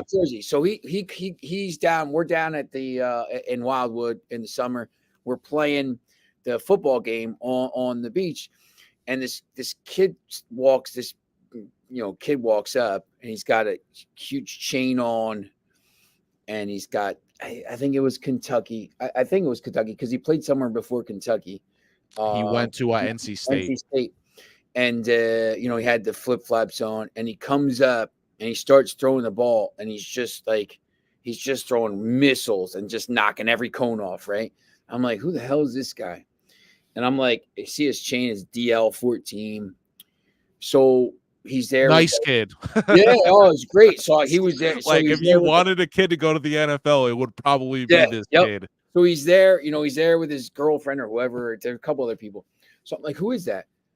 Devin Leary. I'm like, oh yeah, he's just transferred, right? Yeah, he's in Kentucky. I'm like, oh yeah, okay. So the kid I was with, the kid I tutor, LJ Bachman, he's an 8-year-old, 9-year-old quarterback. So he's up there throwing, and I'm like, yo, that's Devin Leary's going to go to the NFL. He's like, really? I'm like, yeah. Why don't you talk to him? So he starts asking him questions, and Devin's like the nicest kid in the world. He's like, showing him what to do with the ball, and like. He's asking him like, what are some tips? I'm like, why don't you ask him for some tips? He goes, listen, I was a young kid. So he's talking to him for about 10 minutes, throwing missiles. And then he's like, all right, we're going to get, I'm like, all right, yeah. So he was like super nice to LJ. He got a couple pictures with LJ and stuff like that. Oh, that's nice. So, he's throwing these missiles. I'm like, man, he's like, hey, so I was talking to him for a couple minutes. I'm like, how you doing? Yeah. I was a little banged up last year. I think, I'm going to have a pretty big year. And he did. So, hopefully he gets drafted somewhere because he's a great kid. So, yeah, no, that's awesome. Like I said, I've known Devin since he was a junior. Yeah, since he was a junior in high school. And he's always been such a mature kid. His brother Donovan, I think, might have. I want to say maybe Illinois, somewhere like that. But the family knows their football because the uncle is the head coach at Triton Regional down Yeah. there, Yep. like Black Horse area, and his Yep. parents are just phenomenal people. Like I said, if you were going to root for a kid to make it to the NFL, this would be it. But we got a couple other New Jersey guys that are going to be NFL hopefuls. I'm trying to get him on the show. Malachi Melton, brother of Bo Melton, who was the first player I ever covered, but Rutgers' all-time leading receiver, was on the Seahawks and I guess the Packers practice squad. Now he earned a scholarship. He earned a contract after, he showed up in those last 2 games of the postseason. And then we're going to have Caden Wallace from Hun. I'm sure you remember guy. him. Yeah. Yeah. Good player. Very good player, man. Yeah, and he was super intense. Remember interviewing and dealing with him. And yeah, no, I mean, listen, I got one of my guys, Jair Brown, Trenton native. He's playing in the Super Bowl. He's probably gonna start for the Niners. So yep. Shout out to him and his mother Joy. We got to get them on the show. But yeah, so transitioning, like I said, we're gonna have you back for this upcoming week because we're gonna have a couple people on just to talk about the Super Bowl and just we're gonna try to get some veterans in here to tell us what it's like preparing that week leading up to the Super Bowl. You know, you're in a neutral territory. Maybe you had curfews, maybe you didn't. Who knows? But did you watch the games this past Sunday? Yeah, Two conference championships. What was your grade? I haven't been that impressed with this NFL season. I'll be honest with you. With all the injuries, it's been a little bit of a rough watch. Not even just because the Patriots are bad. Everybody I want to see isn't there. No Joe Burrow, no Kirk Cousins. Deshaun Watson. I thought the Browns were really good, and they just, they. Yep. Yeah. So what did you think? I mean, the Chiefs. You want to start with the Chiefs Ravens? Yeah. All right, here I'll throw it up just so we know we got the Chiefs defense is really good. I think they haven't been good in some other years. But this year, I mean, look, they just Spagnuolo is magnificent. I say that as someone who's still mourning the 18-1 season. I don't want to give away a lot of I can give you my pick if you want, but no, we'll save it. I think. But go ahead. I think that the Chiefs, will be able to score some points in that game. I think the 49ers could have some issues with the Chiefs defense. Chiefs are really good, man. Mahomes is just he's just a winner. And you can't, Taylor Swift. This whole thing is crazy. And then, the second game, look, the Lions, the 49ers are the better team. So, the way it played out, I think if you're a Lions fan, you're probably really upset. But, the 49ers are probably the better team. The Lions need to grow a little bit. They need to, take that extra step. As a whole on the year, I think it was okay. I mean, there were some interesting games. I mean, they had, they did that Friday game. I thought Black that was Friday game. I thought that was. I had some personal, like, they could have made that so much better. They had so much missed opportunity. I'm gonna save that pitch though for when I get in front of the big wigs of the NFL. I'm like, listen, you know how many things you guys missed out on? You could have. Look, I think if you're going to do that game, look, either do it during the day, like do it at 1, or do it at 5. Do it at 5. So like whatever, or you just do it at night. Like people are home, or people are like they've been out all day. Like just whatever. And it affected me because don't forget the New Jersey state championships for football were that weekend, and they normally play them Friday and Saturday. So then, they only did one day at MetLife, so all the public schools basically just got screwed. They were like, the Catholic schools, we'll play 2 games at MetLife, and then the rest of you, not to say Rutgers isn't as nice, but just something when they walk out and see that logo, the NFL logo, it just something in their face. You can just tell it does something. It does something. I Yep. mean, And and I think the prime. I don't know. I don't have. People were complaining about people that prime in the Peacock. Look, I have Peacock because I have the Premier League, and I have. oh, that's true. That's a good point. But I The mean, yeah, I bum Peacock, so I wasn't that mad. But like, Prime, yeah, like no, streaming is people are just saying they can't find it on Prime. I'm like, what are you talking about? As soon as you turn your TV on, it's at the top of the screen. Like if you do nothing when you turn the TV on, like you can watch the game in the top corner, like the top fourth of your screen, and you don't even have to click on anything. Like it's automatically there. Like you don't have to do anything to watch it. And I'm just like, that was like a little bit crazy to me.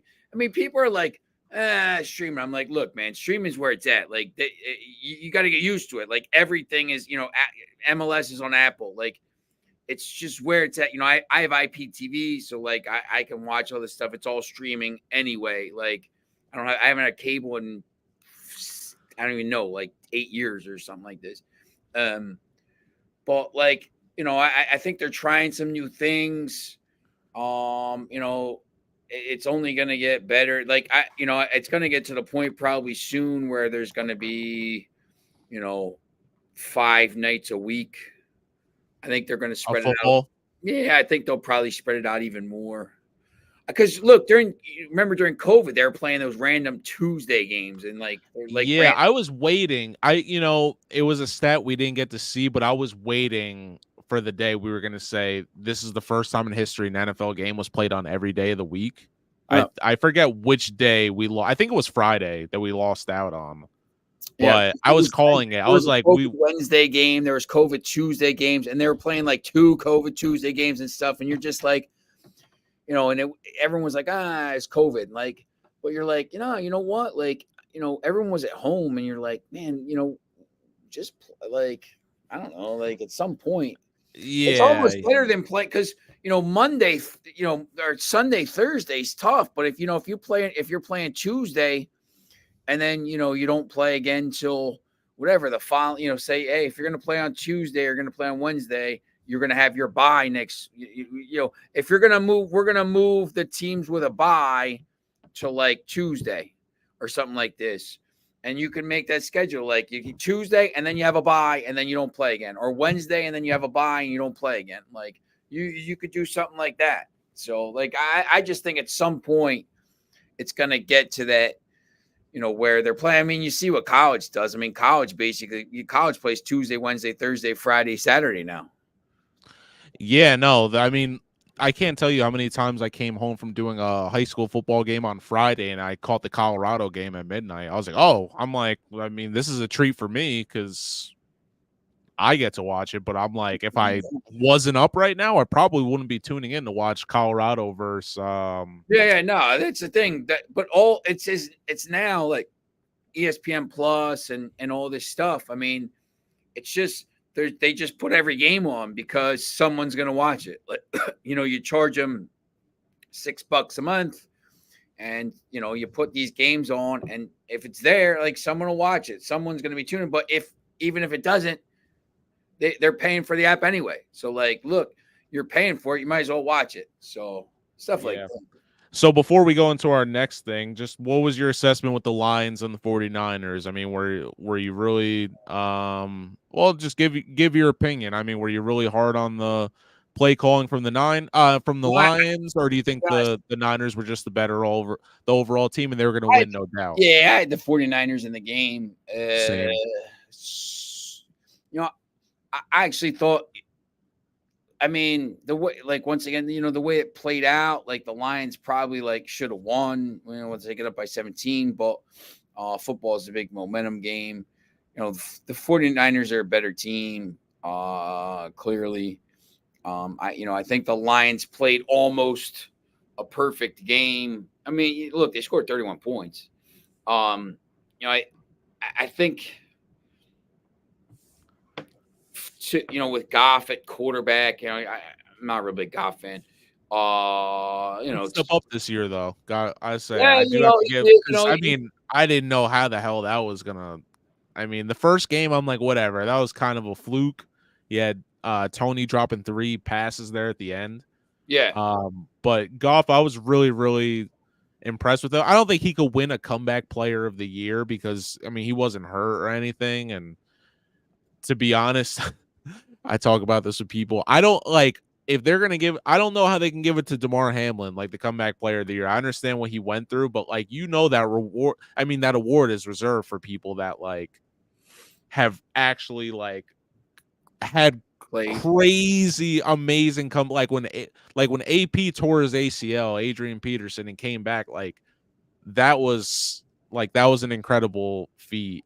So I don't know how I feel about that if DeMar Hamlin gets it. Obviously want to recognize him for that crazy experience, but I think comeback player of the year is a little bit much. What do you think?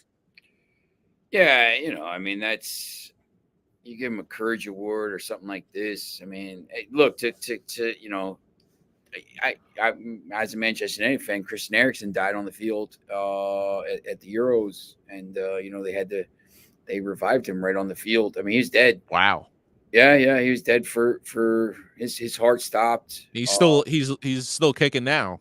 Yeah, he plays for Manchester United. Wow. I didn't even hear about that. Some of the fans say, he plays like he's dead, but like he still plays at a decently high level. I mean, he's older, so he was in, I forget who they were playing. He collapsed. He had an arrhythmia or whatever it is. So like the electrical impulses, I think the same thing as like it's something with the electrical impulses, and his heart stopped, and he's dead. His heart wasn't beating, and they brought him back.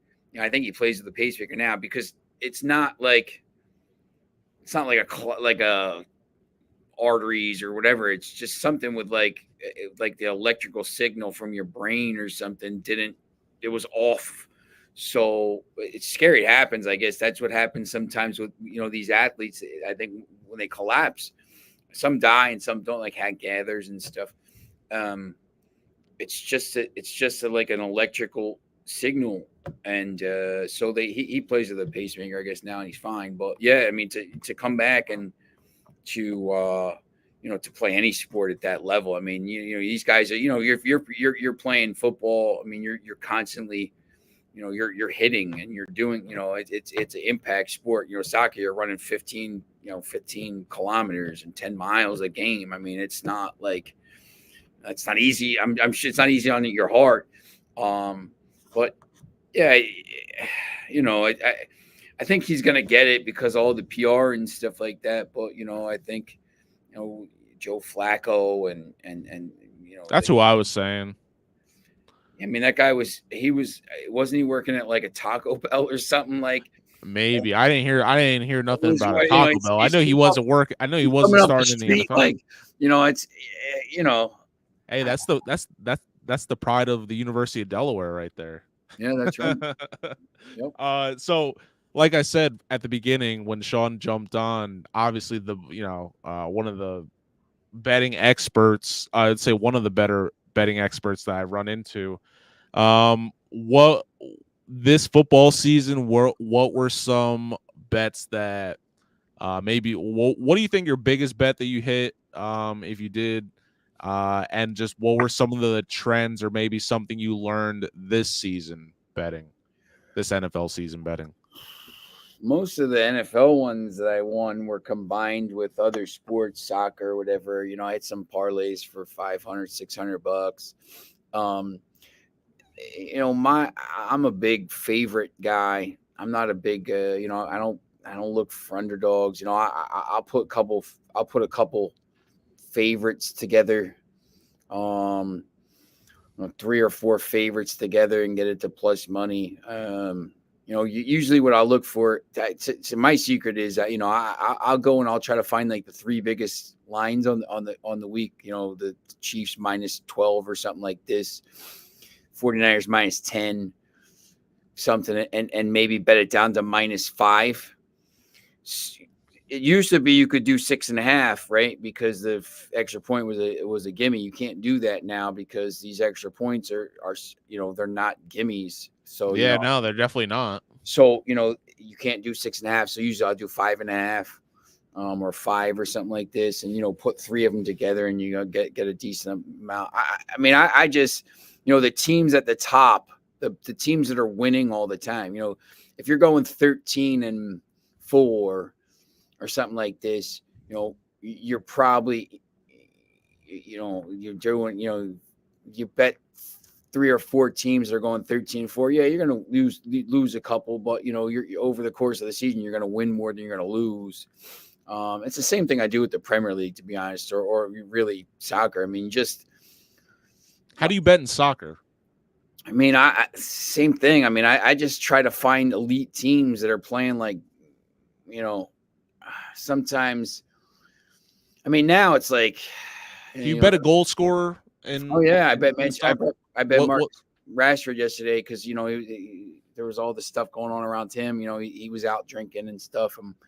He came back. He apologized. Came back on that team. I'm like, this is the guy. He scored within 3 minutes. Like that's awesome. So you can bet that. But soccer's a big feel kind of game. I mean, now it's not the same as it's all live betting. I mean, it's all about the live play. I mean, probably 70% of games now are 70% of bets are probably live in play bets. NFL, NBA, one trick or one, in the NBA, my Rick Fortenbaugh, who from the Trentonian, he's a big proponent of this. He'll look for a team that's a huge favorite that goes down like 10-0 early, 8-0, something like that. And you look and play and you're like, the line will shift and they'll be like plus 105 instead of like minus 220 or something like this. And all of a sudden you just hit them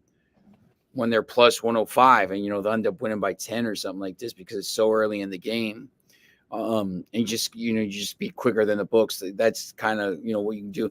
A lot of this stuff, the in play though, people want to do these in play bets when they're like, I don't know, like at the groceries or whatever. Like I won't do that. Like I have to be like physically watching the game. Like I've watched enough soccer in my life to know that like, even though a team's down 2-0 at halftime, it's like the 2 flukiest goals of all time, or like, that they're dominating, they hit the post, the crossbar. You're like, how the hell is in this game? How a phantom PK, phantom penalty. How the hell are they losing this game? And you see it at halftime. You're like, man, this team is plus 205 here, down 2-0, and they should be up. And you're like, that's when you say, I'm going to take it. And, sometimes it doesn't come in, but a lot of times it does. But it's the same with football, same with basketball. If you're watching a game, I mean, you're seeing the flow of a game. Like, if you're watching, I was watching, who was it? It was Florida State and somebody the other day, and you're watching the game, and Florida State's down 17, and you're just like, you're watching it, and you're like, man, all of a sudden back-to-back threes going, and you're like, man, you could just like feel, and the line, they're still down 11, and the line moves a little bit, but you're like, you know what, I'm going to take a chance at plus 135. They're down 11. I'm going to, and then all of a sudden, 3 goes in, they get a stop and a dunk and a foul. And all of a sudden it's a 6-point game with like 10 minutes to go. And all you can see it's shifting. Well, I always like, I'll only do that if I'm watching the game. Like I have to have a feel for it. Like I've watched enough games in my life to know like when it's going to happen. Cause sometimes you're watching the game and the team's down 2-0 and it's just not their day. And you're just like, I'm not going to throw money away. But like, Real Madrid the other day, they were down 1-0 against a team at the bottom of the league, and you're just like, there's just no way. Like there's just, or sorry, it was 1-0 or 2-0. I think it was 2, and you're just like, there's just no way. It was 2-0. And I'm sitting there watching it, and I was like, they're gonna win this, and I didn't put anything on it, and then they scored, and I'm like, now I'm gonna do it, and the line is shifted. They're still like plus 105 instead of like plus 200, and they ended up winning 3-2. So like I won a little, I should have won more, but like I'll always football the other, like with the 49ers, like as soon as they got that second turnover, and then they were like, you could just feel it. you could feel like it was they were down 10 and then they got the turnover. As soon as that happens, though, like it's almost like you got to be super quick because they lock it, and then all of a sudden it's like, they score and then they're down 3 and then they're already favorites again. They're minus 150. And it's like it had already gone. But like you also don't want to throw good money after bad. Like if you're saying like not every team that's down 17 is going to come back. Yeah, no, and listen, it's probably happened to you before where like you just have just some type of feeling in you and you'll try to take like an underdog or just take the money line before the game, and then it's like right before you put it in, the odds change and like it's less, like it's significantly less. You're just like, shit, man, what happened in like those 5 minutes that like Vegas knew something that like that they were just happens in soccer a lot because you'll see, there's the line and then the lineups come out an hour before the game and you'll see the lineup. And as soon as the lineup comes out, you're like, ah, shit, Chelsea's playing a weekend lineup. And and you go to bet it. And it's like the line had already shifted. Like they knew like people were going to do it. And you're just like, damn, like I should have, but you like, to be honest, like you can't really do it before that, because if you do, like, you don't have you need the information. My guy Joe Wiz is always like, information is the key. Like information is the most important thing.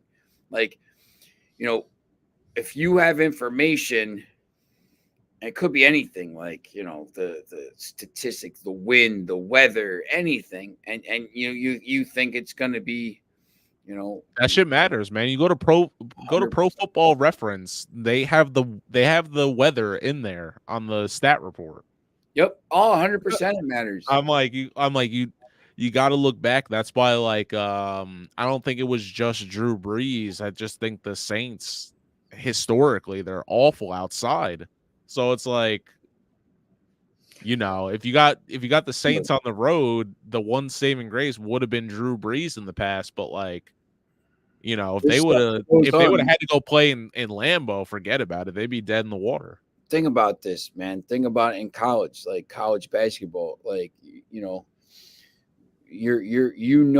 say you're on campus and you're in class with the point guard. He's like sick or like, can't walk. He's like ankles all swollen.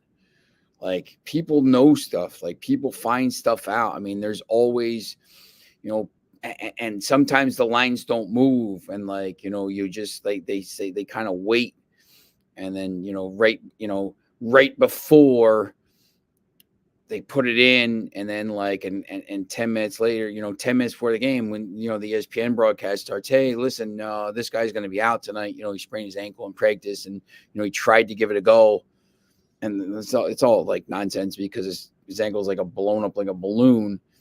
Like there's a lot of information out there. I mean, like the movie Casino, like Sam would always be like, how do you know? This guy knew everything. He knew there's just people that find this stuff out. And like, but it's not just that. It's like,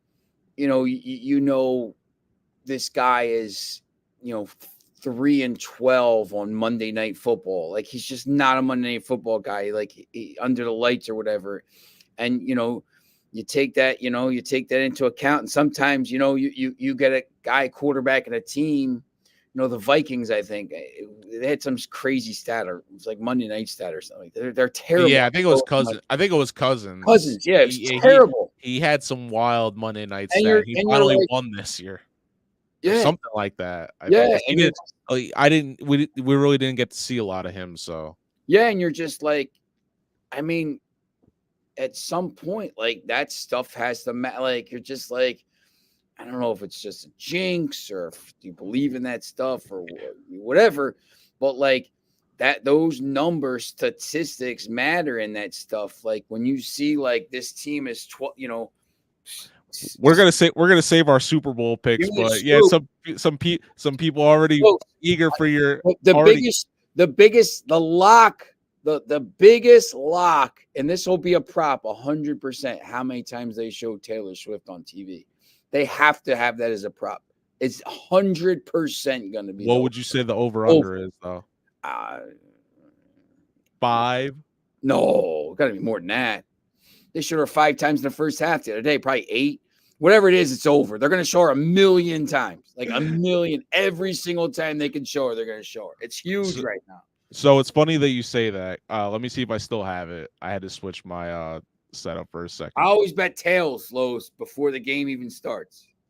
There you go. He's a tails guy. I'm a heads guy, so we'll disagree on that. But look, so I actually went to the Patriots-Chiefs game back in December, and she was there in the building. She's good friends with the Crafts, so they put her up in a suite. But What's that? Yeah, right.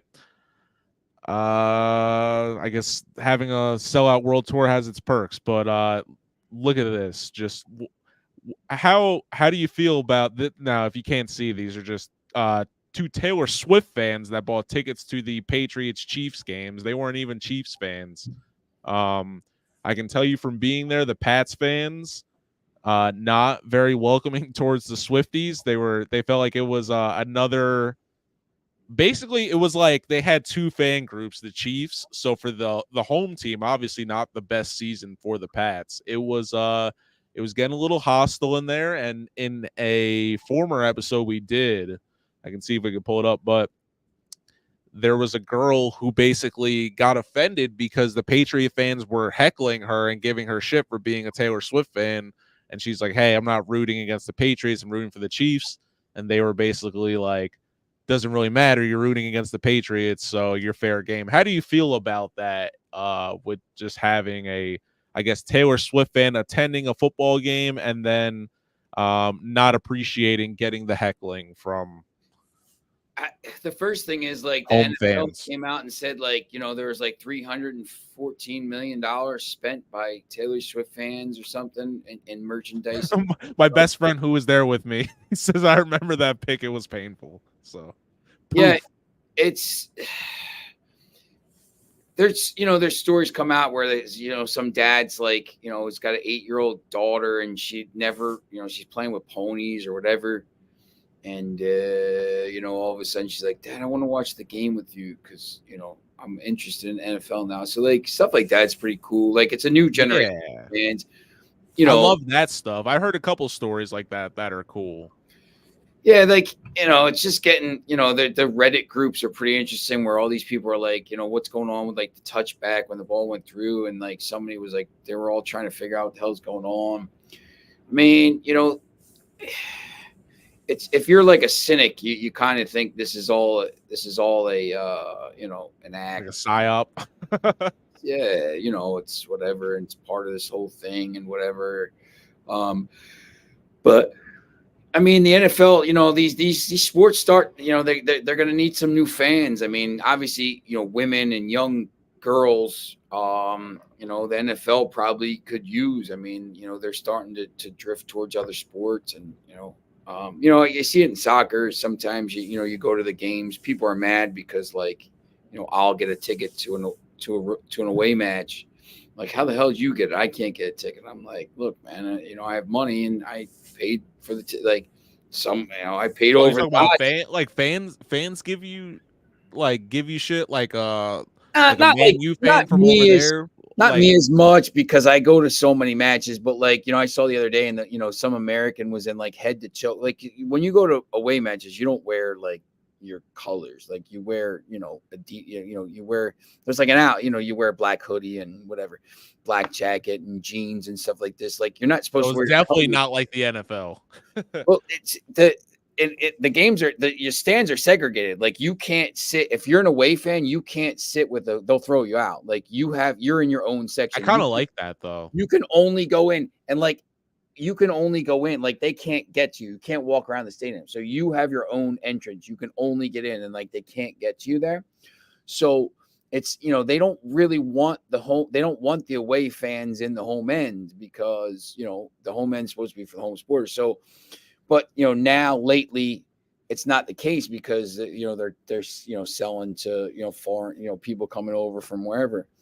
So it's I just think like sometimes, like last year, I went to the NFC Championship game, the Eagles and 49ers, and like my boss is like, "You want to go?" And I'm like, "Yeah, I mean, I'll go, but like, do you have something else?" Like, I don't care. Like, I'm not an Eagles fan. Like, if you know somebody that's like, I thought you were because you go to so no, many I just games. get the tickets. So like, I'll go. Like I sat in Mike My Trout brother-in-law is seats. gonna be sick hearing that.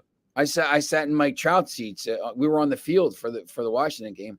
Um, and I'm like I felt bad. I'm like, look, man, if there's like an Eagle, like takes that, it's NFC champion. I told my dad, I'm like, look, you should go. And he's like, nah, I can't get up the stairs. It was cool being in the building because like it was something, once Definitely a piece of history, man. I mean, even though they well, won the Super Bowl, I mean, shit, yeah, I've never been there for a yeah, closeout game like that. yeah. I've been to Final Fours, national championship games, and stuff like that. But uh,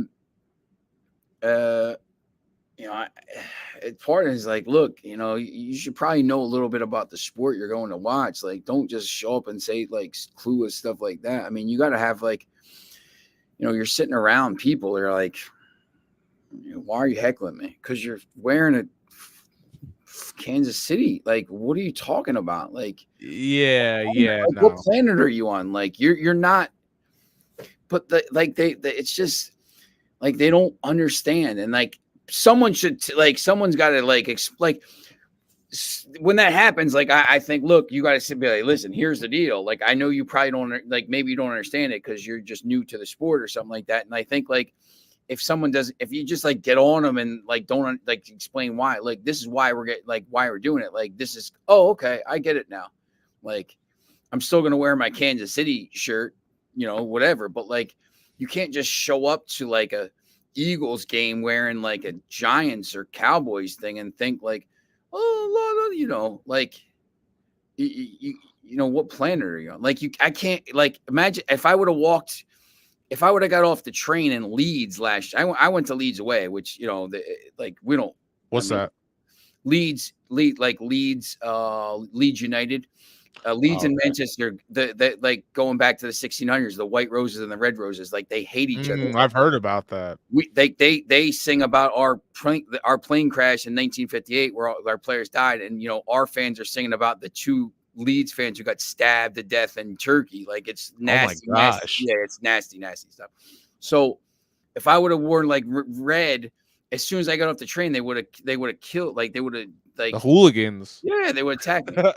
Have you actually ever ran into or seen an actual group of hooligans? Yeah. I mean, my guy, Tony O'Neill is at the door of the hotel football. I mean, he's retired now, but he used to run these guys. I mean, yeah, I was at when I was walking, I went to, when was it? I went to in February. I went to West Ham, Chelsea. I was walking up to the game, and the Chelsea guy was talking shit and he got knocked out like right in front of me. That's crazy. Yeah, no, it's it's not like it was in the 80s or whatever. I mean, it's not like 80s and early 90s and stuff, like 70s. I mean, the books were crazy, but yeah. No, we're gonna probably start wrapping up soon, but I have to ask you this. Don't be offended. Maybe you're not offended, but I have to ask you, do you like Ted Lasso? Never watched one episode. I can imagine you probably get this question all the time. I heard it's good. I heard it's really good. I mean, look, the last, I like Rick and Morty. I like Mr. Robot's my favorite show of all time. Yeah, I know you really like Mr. Robot. Peaky Blinders. I watched some. I gotta watch that. I've never seen one episode. I mean, I just don't have time. Like, I heard it's really good. You would really like it just because like they explain stuff about it's funny because he's a football coach. I'm sure you know the premise, but he's a football coach, goes over there, and just like when he's giving them speeches, he's like, every field, he's like, it's called a pitch. He's like, every pitch is the same, and they're like, well, no, it's not, because this one is significantly bigger. Right, so like and they were just explaining how the Premier League works, where it's like, well, if you get bounced out, then like you have to like basically play your way back in. And I was like, damn, I never Yeah, I he never was knew like, that. So like I kind of Mhm. wish the NFL would almost like Too adopt much something money. like that, like the top 10 guys, Too much teams. money in it. Yeah, yeah. No, it's I at some point I'll probably watch it, but it's on my list. I mean, I just shout out Mr. Robot. Yeah, Dom, that's my I didn't I Great sound, great score, great soundtrack, I Mr. didn't Robot. watch the first. I didn't watch it right when it first came on, and my friend, my girlfriend at the time was like, "He's like, what? You gotta watch the show?" And I'm like, "What?" I'm like, all right, I have time. It's like, I just don't have time. And then I watched it, and I'm like, dude, this is the greatest show of all time. And Christian Slater is in. He lives in New Hope. Really? Yeah, yeah. So his he which is 15 minutes from where I live. So he walks around there sometimes. I'm always just hoping I'll run into him with my thing. Yeah, it's a Dom. My friend at work is saying he never saw the fourth season. I'm like, oh, you gotta watch the fourth season. Like it's a crazy show. I mean, it's just so good. I'm always hoping because he did the other show, Esmail. Like I wasn't a huge fan. Janelle Monáe was in it and stuff like that. Like I'm hoping they go back and maybe do something with Darlene or something, or Leon, maybe Leon's exploits or whatever. But I was growing up, I was a big X-Files fan and stuff. Shout But out I say Agent Mueller and Scully. yeah, a big my favorite shows are Mr. Robot, Sopranos, The Wire, X-Files, in some order. Mr. Robot, The Wire. The Wire is like The Wire and Sopranos. I mean, HBO used to put like these crazy shows on. They had Spawn on at that time. The Throwback. cartoon. We got a lot of Yellowstone fans up in here. Yellowstone. I started watching that. Succession. I started watching. I just like I watch it and like I don't watch it for a couple weeks and I'm like I forget what's going on. So I think I'm on like episode 5 of Yellowstone. Maybe I just haven't watched it in a couple weeks. Yeah, I heard the one with Harrison Ford and Helen Mirren is good. The I forget the year, but it's basically like the 18 whatever. Yeah. It's like they're doing all those other ones. So yeah, I'm definitely I have a list of stuff, man. I can never. And with the writer's strike being done, I'm sure I'm we're a gonna big get a lot. I'm a big fan of Aqua Teen Hunger Force. That's back on. Is it? I was just watching an old clip with my brother the other day. They haven't had a series in forever, and they just had, a couple, like a month ago, they started doing new episodes. So that was pretty cool. It's in New Jersey based guys. So yeah, that's awesome. I used to love that show as a kid. Yep. Yeah. Oh, so 1923. Like I said, my fam, I had no idea. The last gathering we had, I had no idea everybody was up on Yellowstone. I'm gonna have to indulge, I guess. I'm a big fan of the what's the daughter in the show? I can't think of her name. Oh. She's the English girl, but I forget what her name is in the show. I'm a big fan of her. It's in This is my older sister, by the way. I have two other brothers. I have 2 brothers, so there you go. Which one is Meatwad? That's funny. Look, I mean, I'm a huge cartoon guy. Same. Smart, like Rick and Morty, like Aqua Teen. People are like, "Why do you?" I'm like, "Dude, you why?" It's like the shows are they're really good. Like, oh man, look, my sister just throw me under the bus. me, yeah, I definitely was. No, man, listen, whenever people ask me what's your favorite show, it's hard to say in recent years, but I always say The Simpsons and then Family Guy. I mean, The Simpsons haven't really been good in a while, but Family Guy still hits for me. I don't know. I can't give that one. South Park is ridiculously Polar Opposites, which is the guy that did Rick and Morty until he got in trouble. Yeah, there's Big Mouth. Do you ever watch any of those? Big Mouth was good. I didn't watch this past season. Which one?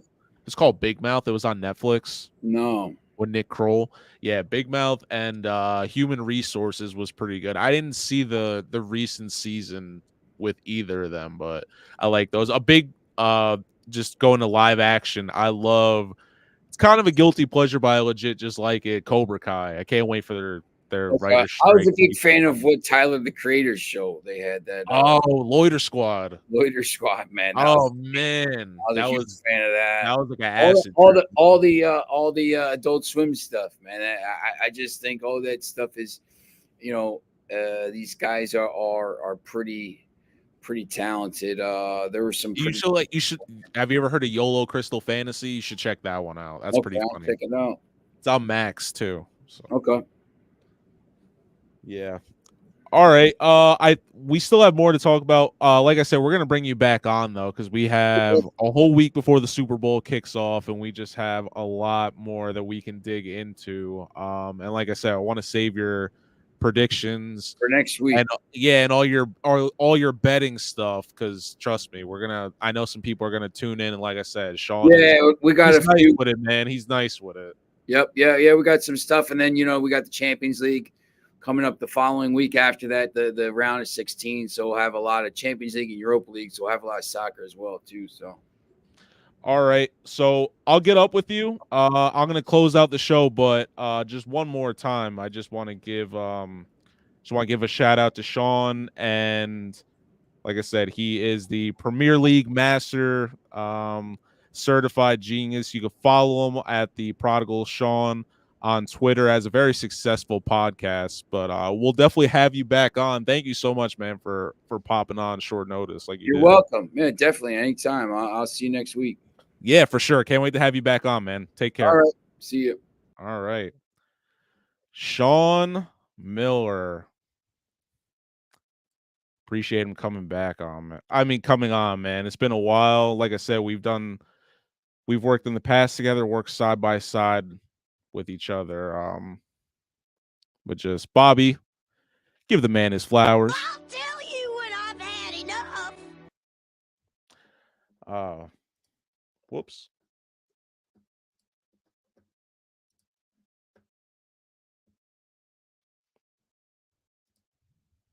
Appreciate everybody in the chat. I'm about to log off. We're about to end the show in a second, but just appreciate everybody that was up in here giving feedback and questions. We want to keep bringing more guests on because, everybody got something to offer. I like that Sean got into his TV picks there. I wasn't expecting. I know he's a big Mr. Robot fan, but wasn't expecting some of those other ones. So, yeah, like I said, we have a whole nother week before the Super Bowl kicks off. So much to talk about, so much speculation. What are you going to bring to the Super Bowl party? What are you going to drink? Who's going to be there? What excuse are you going to make to not go to one Super Bowl party so you can go to another one? We'll get into all that, and we're going to have some more guests and stuff. But as always, thank you. As always, I appreciate you guys so much for being up in here, and I had a great time doing this show. Please like, subscribe, share, tell somebody you know to tell somebody they know. We just want to build the show and just get more people on here. And whether you're looking for betting advice or just need a good story or you just want to come kick it, you're always welcome here. But appreciate you as always. You know how this goes, man. Want to thank you for stopping by for another great show. As always, I'm Nery Rodriguez, and you already know it's Fresh Cookies. Peace.